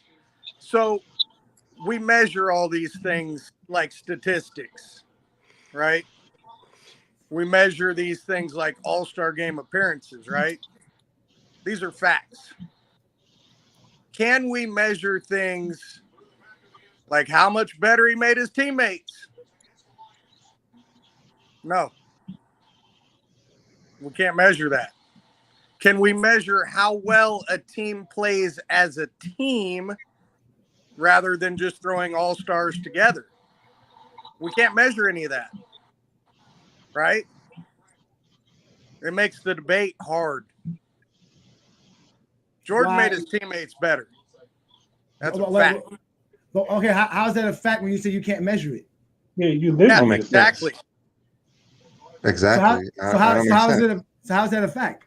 So how are you gonna argue all these facts? How's that a fact if you can't measure it? Jordan's record 6-0 in the finals, right? Jordan scored 3,000 points in a season that he had 250 steals, 100 blocks, right? Over a That's 2-year sound like a good span, season. Jordan had almost 6,000 points. He had 500 steals. Okay. He had 250 block shots. Okay. LeBron James never did anything even fucking close. Is that making your teammate better, or are we just talking about what you did as a player? Well, I mean, are we talking a team argument? Because I know you guys like to say, well, that's a team stat winning championships. You brought it up. You brought up championships. You first of all, you were supposed to ask a question. Then you brought up a statement that you actually exposed yourself on because you yourself stated that you can't make the measurement, but then you said it was a fact. Then when that didn't work for you, you switched to what Jordan did for one season in 1987. If Jordan is so great and makes his teammates better because of what he does on the basketball court, why in 1987 did he get swept in the first round and couldn't actually make a better seed than the 8th seed in 1987? The same year he did 3,000 points and the 250 steals and the 100 blocks. Why couldn't he get past the first round and why did he was on the 8th seed? You flipping the script on the narrative. No, it's not. I'm asking you a simple question. Saying it's a team. If Jordan, it's now a team thing. Wait. You said Jordan. You said it was factual that Jordan makes his teammates better. You brought up a year that Jordan was incredible in, which we didn't argue with. It was an incredible season. LeBron never did. Great season. But again, I asked you, with that season, with all that he did, why was his team only the 8th seed and got swept in the first round? If his impact of what he does, if that's his best season ever, it didn't impact to his team winning or made anybody on his team better. You're completely focusing on Jordan now, and then the team. The argument You're the one who said it. The argument is LeBron and Jordan. Did LeBron ever do anything like that? And then if not, and you say that it was a great season. No, LeBron has never got swept in the first round. Thanks for coming on, Jesse. It was great. All right. Wait. Terrence. Go ahead, Terrence. What question you have? Well, I want to know why are you saying that LeBron just override Jordan? That's the first thing I need to know. Why would you say that? And Jordan stamp. He the one who started all this. He the one who the commercials, the tennis shoes they selling now, all that Jordan. Everybody trying to catch up to Jordan. Jordan is the lead by himself. LeBron got his own life. He the king. He have no equal. But Jordan look, and that's just how it is. That's what I see. So because Jordan, hold on for one question. Everyone in the black backstage blue vote, we're gonna bring you on as soon as we answer each person's question, and then we're gonna bring you guys on as y'all can come up. Okay. So just wait you guys' turn. All right, go ahead, Johnny. No, I'm just saying again, nobody denounces Michael Jordan's popularity, but Michael Jordan's popularity. Yeah, Michael Jordan's popularity doesn't make him the GOAT, doesn't make him the greatest basketball player, doesn't make him the better basketball player. Because you guys are enamored with Michael Jordan more than people are enamored with LeBron James, doesn't make him the GOAT, nor does it make him a better basketball player. Do you understand that? That is our stance. Am I allowed to talk? Yeah, I just gave you our answer. And I can give you a rebuttal quick. Okay. All right, you go to talking about the game. Tell me what Jordan liking it. You know, I'm talking about his all-around game now. I ain't talking about on the court or nothing. I'm just talking about his all-around game. 3-point shooting. Liking it. 3-point shooting.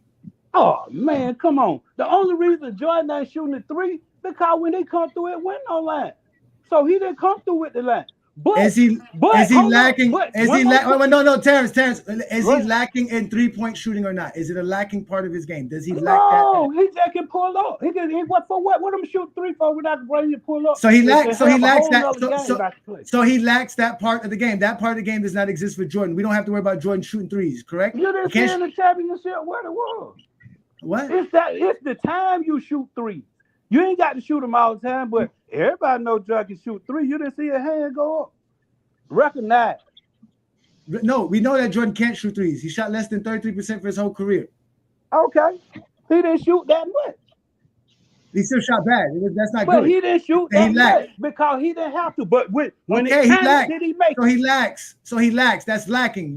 We answered your question. He lacks in 3-point shooting. He lacks as an interior defender. He's not great in interior defense. But he can't guard nobody. He can't guard nobody in the post. You can shoot him all day long. If you can't make him in the end, it don't matter. There's no such thing as clutch time. If Jordan could make a 3-pointer in the finals, he can make a 3-pointer in the regular season. Next caller. Huh? If Jordan could make a 3-pointer in the finals, he can make it in the regular season. The finals don't matter more than anything else. Next caller. All right, what's up, Blue Vote? You hear us, Blue Vote? You up, brother? What's your question? Are you there?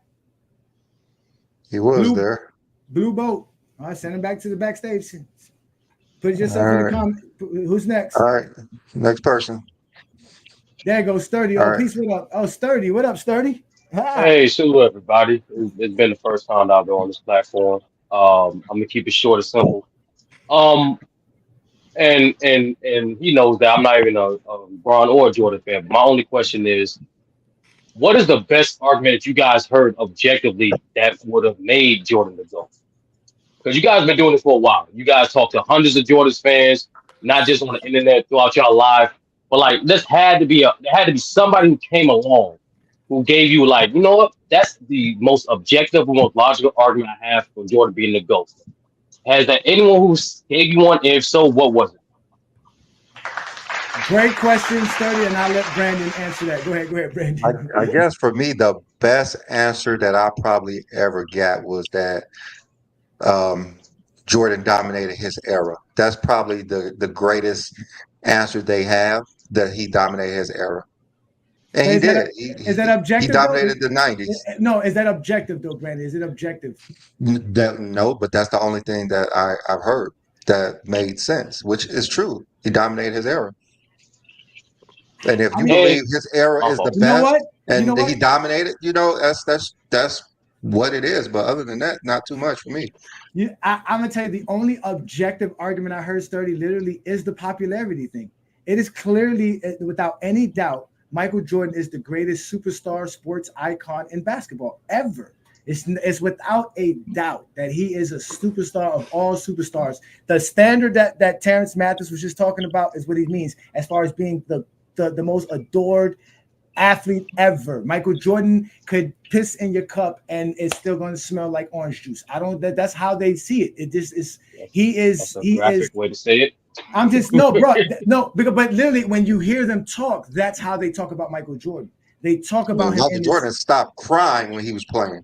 They listen, and they'll fight you. They'll come fly out if you talk about Michael Jordan objectively. So that's the only objective argument I heard, because legitimately there is no objective argument for Michael Jordan being the GOAT. He was bestowed that based off of popularity in 1991. That's it. Well, then I'd like to thank you, brothers, for that. I just want to say this one more comment. You guys got a lot of Jordan fans to debunk after this. Just one quick comment, because one of the people I talk to sports with, he's a Celtics fan, and he doesn't have Jordan not even top 3. He has a number 4, right? But the way he broke it down to me made a lot of sense. So he has guys like Kareem, Russell, LeBron above Jordan because this primary reason. They were the common denominator to their team's success. Kareem won without Pat Riley and Magic Johnson. Bill Russell won without Bob Cousy, Havlicek, and Red Auerbach. And do I need to say anything about LeBron? Those guys were the common denominator to win their team's success. However, when it came to Jordan needed Phil Jackson to win. Jordan needed Pippen to win. And is any Jordan detractors that try to defer from that, Jordan said himself repeatedly in his Hall of Fame speech, even in his post-game speech out of some of his championships. So my question to you guys is that an objective enough take to justify that placement of Jordan? It's a fact. He was 4th on our objective criteria list. He ended up being number 4 as well, but we had Bill Russell at 5th, and Wilt was actually ahead in the top in that category. But by why that gentleman stated that it stands 10 toes down. It's more concrete than most Jordan fans could make Jordan as the GOAT. So we always tell you, if you have your criteria, it should fit in. It should fall in line with it, and that's Jordan's problem. It never falls in line with their criteria. So I'll talk to you sometime, Sturdy. I'll give you the objective breakdown if you really want. Ooh, Travis is ready. All right. Let's go ahead and give. Appreciate it, Sturdy. Thank you. Y'all no problem, man. Y'all check out Sturdy, man. If y'all open the panel, I'll come back on again. All right, appreciate it, man. You know we go live every Sunday, brother. Again, that's Sturdy. Jordan. I've seen him on other places. So appreciate you, Sturdy. Thank you. That was a great question. Blue Boat, you back? Hey, my fault for the technical difficulties and everything, man. I apologize. I'm on my phone. I was going through some, certain place where I lose connection. But anyway, like I said, to me, it's like I'm like an observer. I'm just observing and taking in information. You guys are putting out information a lot of people don't know about when it pertains to this conversation. They just go by narratives. They just go by hearsay. They just go by the so-called eye test. But I feel like a lot of people are too lazy to do like all this research. You know what I mean? And actually put the truth out there. You know what I mean? But like I said, they're both great players in my estimation. You know what I mean? I appreciate both them dudes. You know what I mean? It's like a 1-1 thing for me. But I want to tell real quick. I want to discuss LeBron pertaining to other all-time greats. You got certain YouTubers out here, right? Now, in particular, have you heard of this guy's name? I'm not going to say his names, but you got some out here saying that Steph Curry, if Steph Curry wins another championship, he surpasses LeBron James. And LeBron James can't be in the same conversation or in the same boat with a Kobe Bryant and Tim Duncan. What is your rebuttal to that? If somebody would say that. I guess for me, when we look at, I know they like to bring up how Steph Curry dominated LeBron James, but every time he played LeBron James, those 3 series that they talk about in the finals, Steph Curry was never the best player on his squad. He never won those finals MVPs, and he never had a better series than LeBron James. But without that, LeBron James has beat him in the playoffs. He did that last year. He has kept them out of the play-in. Did make the playoffs. I think that was 2021. So when you look at their career, I don't really think it's a question when the player that you want to prop up above LeBron was never the best player on his team at that point. No one put Scottie Pippen above Charles Barkley or Karl Malone because Pippen wasn't the best player in those series. So now we want to say Steph Curry is better than LeBron because he shoots three-pointers better. But when you look at the overall game, it's really not. But then they go by superlatives like it's about winning. Fuck the stats, forget the stats, forget everything else. It's about winning, whether you win or lose in the end. You said they just dismiss the stats. Yeah, but you know what, Blue Boat? I this is what I found out, and this is why you didn't want to mention the people who said that, but I'll mention these folks. FYF Sports Debate just the other day posted a graph showing between 2004 season to 2016 season, LeBron James has more MVPs, more championships, more finals appearances, more finals MVPs than Kobe Bryant. So can we say LeBron James dominated Kobe Bryant's era? Hey, it's a fair question. That's a fair question, but they'll turn around and say LeBron didn't dominate his era because he didn't win all the championships. But yeah, they'll turn around and say Kobe and Tim Duncan dominated their era more than LeBron James did. Like what kind of sense is that? What kind of ass backwards logic is that? Like, what's your rebuttal to that? Because they don't have no logic. They have no nonsense. Because if it is Stephen Curry's era, LeBron James won 4 championships on Stephen Curry's watch. So how is it still his era? They still think Stephen Curry's going to win another championship somehow. Them not realizing the NBA is getting better. Like Charles Barkley said, all the players don't get better. They just get older. And Golden State's under 500 in today's NBA. So I don't know about that. I don't know about that. Right. But they don't keep the same energy for Steph Curry. They don't. Like they had Golden State doing better than the Lakers this year, even though the Lakers completely dominated them last year. The Lakers turned Steph Curry into an actual point guard, and we saw how that worked out. He's not able to actually run a team effectively. That's why they needed Draymond Green. And if Draymond Green is not there, it's hard for Steph Curry to beat Steph Curry. Right. But what I'm saying is, like, what kills me is that they'll say, last thing before I leave, they'll say Kobe Bryant and Tim Duncan dominated their era more so than LeBron did. That's why they're better. You know what I mean? That's just all. That's the end all be all. They won, he lost. That's all they got till we mentioned Bill Russell. So So all right, brother. Thanks for joining us. Y'all shout out. hold on real quick. I want to ask a question to the guy on the left, who's his top 5 all time. The guy on the right, is it the right or left of me, real quick? Who's his top 5 all time? Travis, give us your top 5, please. Mike, LeBron, Wilt, Bill, and Duncan. Ooh. Nice. What makes you put LeBron over Kobe? I just want to know that. Because he clears Kobe in every advanced metric. He has way better average than him. Thank you. And he has all around better resume. Thank you. That's all I wanted to confirm. Just no disrespect to Kobe, but LeBron is just on another level, excluding Jordan, of course. But that's just me. All right, fellas, take it easy. Yes, if you want the link, thank you. Appreciate it, Blue Boat. Thank you. If you want the link, you got to be watching the YouTube channel. It is the GOAT James Kingdom on YouTube. You guys make sure you hit that like button, subscribe button. Make sure you check out our perks as memberships as well. Shout out to everybody who is listening to us live on our Facebook group. We are officially at 65,000, y'all.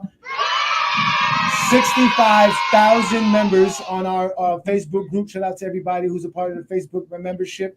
And shout out to TikTok and Instagram folks as well, and Twitter. So definitely, guys, hit the link if you want to join. And you can access anything regarding this debate that we had with with NNB. I'm looking to hear SFM in the comments getting cooked as well. But Travis, you just got praised for representing LeBron over Kobe.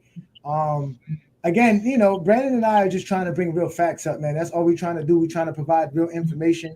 And we just tired of the lies, man, because we can't watch basketball without lies. Now we got to talk about whose era it is. We don't even know who era is it? Is it Tim Duncan or Kobe's era? Which era is Tim Duncan and Kobe's era? It's really Tim Duncan's era, but Kobe fans say that. So Kobe led in scoring from 2000 to 2009, and also Kobe was facing much harder competition with less help. Rapid fire, boy. Rapid fire. Don't get Travis started on Kobe. He gonna get you. He gonna get you on Kobe. Don't do it. Kobe was the number 2 option for a lot of those years. He still put up better numbers than Duncan ever did, even in his sidekick years. Against second tier competition for Kobe, Duncan's getting everybody's best competition. What? Okay. Let me stop my trial. Hey, SFN, hold on, wait. Before you go, we know you have a whole soliloquy. You have a whole speech you want to give us, but please give us a question at the end. Okay, go ahead, SFN. Okay. It just was the thing about Tim Duncan. That's the only thing I had to come in. Like when I hear Tim Duncan and Kobe name, I don't even like it like near each other because. Like, let's just tell the truth, like about the 2000s. And I know Tim Duncan era. Kobe Bryant and Tim Duncan faced off in the playoffs in 2001, 2002, 2003, 2004, 2008. That's 5 times in the 2000s. Tim Duncan only managed to win 1 playoff series out of 5, which was in 2003. Now let's talk about the ones that they won with Shaq, because I know everybody gonna be like, "Oh, he had Shaq, right?" Keep in mind, Kobe Bryant led every series when they beat the Spurs. In 2001, he averaged 33, 7, and 7 on 51%. 2002, he averaged 26 points on 45% when Shaq had a struggle series where he was averaging 21 points and 44%. 2003, y'all got that, y'all won, but y'all failed to mention that Kobe came back and beat y'all in 2004 and led that series with 26 points as well and led the whole run up to that finals. Then in 2008, when you still had your big 3, sir, you just came off a championship. Andrew Bynum didn't play the whole series, and Trevor Ariza didn't play Game 5, and Kobe will still manage to beat you in a 4-1 series after he just came off 2 knee surgeries. And Can I respond to him? Believe he was still the only series that you really just won that like. You're breaking in and out. You're breaking in and out. Up the Lakers, but keep in mind, Shaq. You can hear me now. You can hear me. Yeah, that last little thing you did, last 10 seconds was. You can hear. You can hear me a little bit. Yeah, we can hear you now. Go ahead. Can you hear me now? We can hear you. Hear me now? Yeah, I'm just I'm just saying let's state the facts. Like '99, you won that series. Keep in mind, Shaq led that series. Shaq was that much impactful to what the winning was. Then we should have won the series when Shaq led it, right? But Shaq never led one series out of 5 that we met up. The 3 that him and Kobe met up with them. He never led one series. Kobe led every series on a high efficient. And speak of mind that 3 out of the 5 series that they met up in the 2000s against Tim Duncan, Kobe field goal percentage was higher. He just was the most, just a much better player. Like, and if we go for playoffs with Kobe Bryant, you feel me? He in the 2000s for the playoffs or the regular, he made tons of records that Tim Duncan didn't even reach. His numbers are better. He has more first team All NBAs. He has more first team defensive selections. Tim Duncan never had one series in his career where he led the league in anything statistically. We have a lot of top 10 players that have led the league in some statistics at least once or twice in their career. He never had that. He always had the best defense in the league. There's no question about that, sir. You feel me? We're arguably the best coach, but you can go on why do you think that he's the best player? Well, we know one thing he lead them in. Who has the most MVPs regular season? We know that's Tim Duncan. Yeah, that's by short. You gonna let me speak? Yeah, I ain't say nothing. Yeah, my fault. I'm sorry. So, when you face teams with Shaq and Kobe, what do you think the team's objective was to stop the Lakers? Do you think that was Kobe Bryant, or do you think that was Shaquille O'Neal? Teams was trying to stop. No, we both know that. Kobe and Shaq. We ain't gonna do that. We know it was Shaq. Shaq was the best player. Shaq was the best player with the Lakers team. Everybody know it. It was clear as day. I ain't got to bring up no advanced stats or anything stats. If you watched the game, you knew who the team was trying to stop. Who was getting double, triple team. Who was getting fouled the most. We all know that. Tim Duncan, that was Tim Duncan's era. Kobe did some great things. I'm not doubting that. Tim Duncan never missed the playoffs once in his career. And Tim Duncan would never miss the playoffs in the middle of his prime, like Kobe did. So you can bring up, yes, everything you said that the Lakers beat San Antonio was all factual. But if you know the game itself, you know who they were trying to stop. They were trying to stop Shaq, and they were trying to stop Tim Duncan. Later, they was trying to stop Kobe. All right, I can respond to that. No, because you don't get a chance to debate people on our show. You get to debate on Friday Night Exposure. If you've won a one-on-one with anybody on our panel, that's fine. You had your chance. You gave a great speech. You brought up some facts, and he gave his response, and that's all that it is. But to add on top of that, to give you a chance, Kobe Bryant beating him 4 out of 5 playoff series doesn't make him the better player, because especially in 2003, Tim Duncan had one of the greatest NBA seasons of all time. I was even talking about advanced metrics or whatever. So 2003, Tim Duncan literally trumps any great year Kobe had in his career.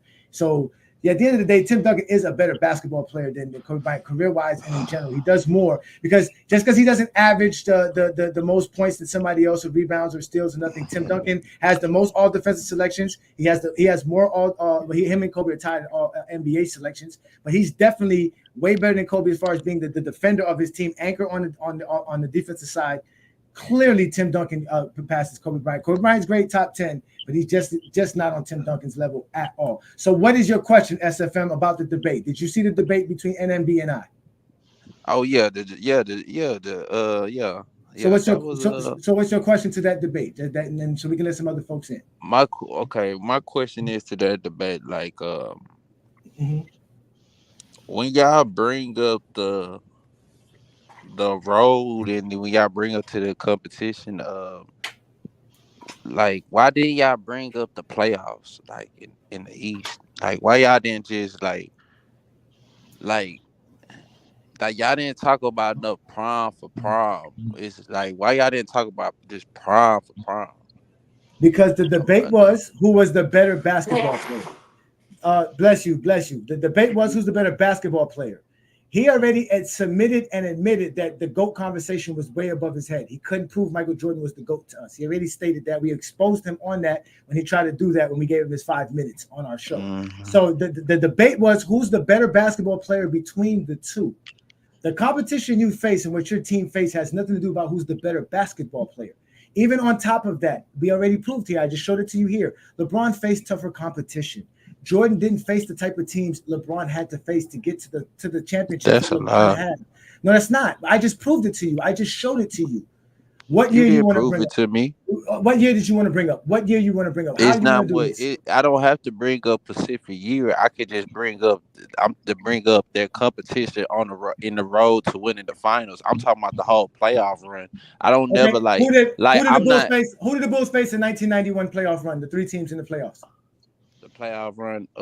I couldn't tell you. I can't tell you. I think they did So all right, face the Knicks so that that year. means you don't know for facts, and you came on I the think show they saying did face the Knicks that year. But no. we can Listen, talk about the facts. no, We can that's not talk no about it. facts because you don't even know who they faced in that first the first 3 the first run. Okay, You don't even know who they we faced. could talk about the Pacers We're not and gonna the do that. Knicks. You want to do that? Hold on. You want to do that? Come on Friday Night Exposure. Email me at goatjameskingdomshow@gmail.com. You and I will sit down and arrange a date, All right. and we will have that one-on-one. All right, You want to do that? tell me who LeBron faced in that first and second round in 2007 to get to the finals. I just told you that. Again, I just told you that. He faced against a team that had Gilbert Arenas, Caron Butler, and Antoine Jameson.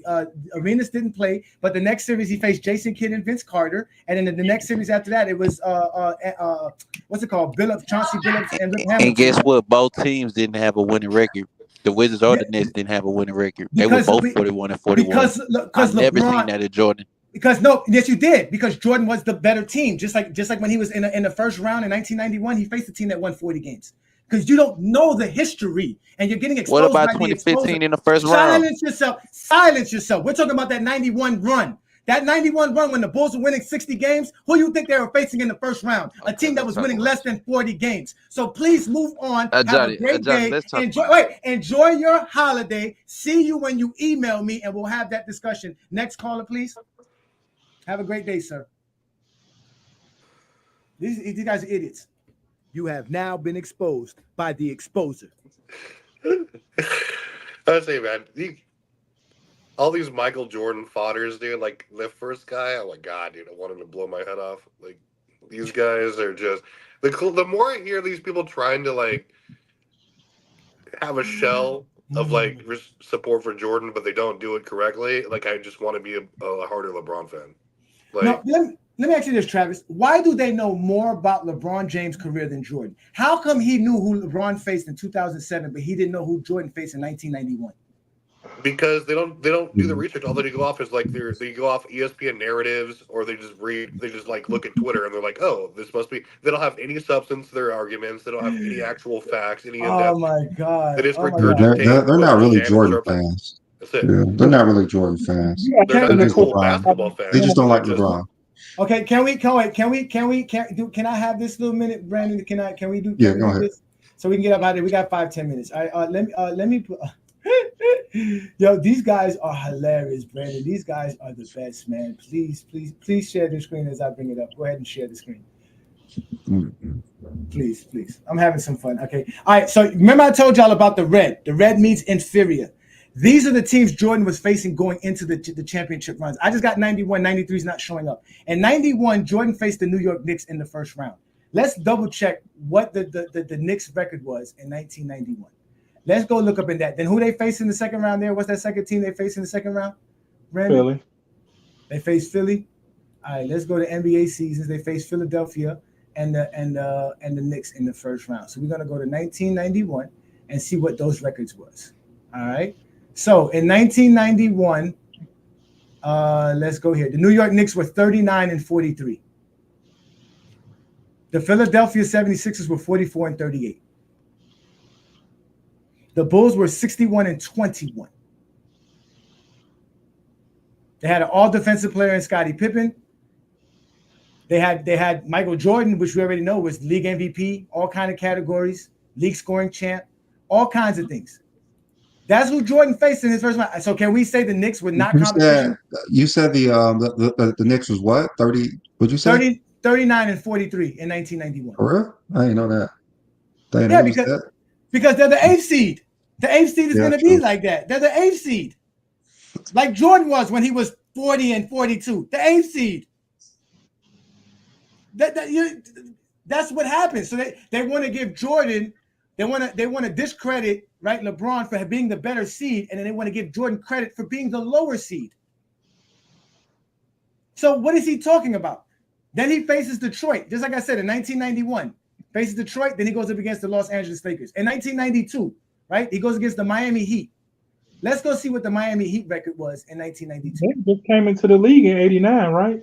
Listen, let's have some fun. This is why I'm the exposer. We're going to have 5 more minutes. We're going to get up out of here. In 1992, the Miami was 38 and 44. What's the second team after Miami Heat? The Knicks. The New York Knicks. They were 51 and 31 that year. And who was the team they met in the conference finals? The Cavs. The Cavs were 57 and 25 that year. But the Bulls were 67 and 15 in 1992. So they were 10 games better than any other team in their conference. They had an all-NBA player, an all-defensive player. They had 2 all-NBA players, 2 all-defensive players on their roster in 1992. No other team in the 90s had that in 1992. So who had a tougher road to the playoffs and winning? Since when you record, they don't know Jordan's resume. They don't know who Jordan faced. And let's not even go to 1997. Y'all want to know what Washington's record was in 1997? Or what New Jersey's record was in 1998? Do y'all want to know that before we go? Or should we just let everybody have a good Christmas and enjoy their holiday? Because I'm tired of hurting feelings. Yeah, what was it? Donnie, don't hurt their feelings. Don't hurt their feelings today. Let them have a Merry Christmas tomorrow. I'm just saying they love to bring up all this stuff because LeBron James won 50 games in 2007. So in 1997, who was the first team he faced again in 1997? What was the team again? The Washington Bullets at the time. The Washington Bullets won 44 games that time in 1997. And the second team was who again? The Atlanta Hawks. The Atlanta Hawks won 56 games. All right. So that's the year they were saying that it was the crazy year. They had all those great winning teams, but all the whack losing teams as well. And in 98, let's see who's in 98. New Jersey. New Jersey won 43 games. And then Charlotte. I remember that Charlotte series. Charlotte team had won 51 games. But this was the year, this was the year again where you had the Denver Nuggets won 11 games that year. You had the Clippers who won 17 games. The Raptors won 16 games. The Warriors won 19 games. The Grizzlies won 19 games. You had 5 teams that couldn't even win 20 games in 1998. And then if you go to 97, it's the same thing. You had the Vancouver Grizzlies who won 14 games. Boston Celtics won 15 games. You gave me the hardest decade here, and wanted to try and take notes on. No, but that's how dominant the Bulls were. That's what people understand. It's not competition because in all these years, we're talking about in 97 and 98, Scottie Pippen's all NBA first team, all defensive. He's all defensive first team and he's all NBA team. So that's how much better he is than anybody else they're facing. They don't have there's no 20-point per game scores around here nowhere. No, the Bulls didn't face anybody that he's going to talk about. Let me expand it for you to show you how much I'm talking about. Remember, the red means that the team was less. They had less accomplishments when we talk about the graph. Y'all see that? That's Michael Jordan's playoff resume. There's basically 1, 2, 3, 4, 5 teams that Jordan faced that had more of all these selections, which are basically all NBAs, so all the accolades and all the stat awards. That's that again. Jordan always had the better team, starting from 1990. Which one was when he won the title? 1990. You can see it. It's right there. It says you see the in red. It has 85, 86. Those are the years. So starting from 1990. 91, those are all the teams he faced. In 1990, he faced the Bucks. He faced the Knicks. He faced Philadelphia. No, I'm saying which one had more when he won the title? None of them. No team had more when he won the title. The only time he faced a team that had more was in 85, 86, and 87. And then he had in 89, Atlanta. The Knicks had something better in 89 because between Michael Jordan and Patrick Ewing Patrick Ewing did a little bit better than Jordan in 89. And then in 1995, they went up against Orlando, and that's because Jordan wasn't all NBA, all defensive, nothing, because he didn't play that year. So Orlando was better as far as 1995. And Jordan won one of those series. So he's 1-4 in those situations. I can bring up LeBron's if you want to just bring up LeBron's, we can get him out of here. I'll go ahead and bring up LeBron. We got a few minutes left. The only thing I'll say is that Jordan had faced at least a 50-plus win team 76% of the time in his playoff experience, and second only to Kobe, who did it 85% of the time. I mean, doesn't exactly reflect their accomplishments as a team, right. But yeah. Go ahead. Again, none of this makes you the better player. This is just showing the competition. This is LeBron's career. This is LeBron's career, not counting 2021, because LeBron's played so many playoffs. I couldn't put in one graph. If you don't count 2021 and 2023, which in 2023, LeBron faced teams that had more than him. When he faced Memphis, they had a defensive player of the year, all defensive player. They had two all defensive players on their team in Memphis with Brooks and Jackson. Right, and then you have the Warriors, who had Stephen Curry make the All NBA team, and you had Draymond Green make the All Defensive team, so they were better than LeBron's team. And then you had the Denver Nuggets, who had the Joker or whatever, but that was less when you're talking about all these categories. And then even in 2021, Phoenix had more than the Lakers did. So, but you can see LeBron James faced more teams that had in the green, even in the championship runs. 2016, LeBron's team was not as good as most of the teams he faced in the playoffs. In 2012, OKC was better than LeBron's team. But all the other years, in 2011, LeBron didn't face a team. They were tied with Boston, but they faced teams that were less than them, even Dallas. But they lost against Dallas. But if you look in the beginning, all of his beginning of his career, when he was early in the career, 06, 07, 08, 09, he faced more teams that were better than those Cleveland teams.